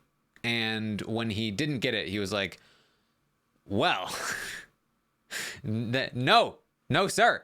No more. I've been so loyal to you, and you are not returning that loyalty. But remember, Tommy goes to Jackson and he says, even when you're not in the room, I speak highly of you. I speak as though you were in the room. That's kind of true. And that's true. Yeah. And so I think that he expects the same of his allies. And when he did not get it, he was like, okay.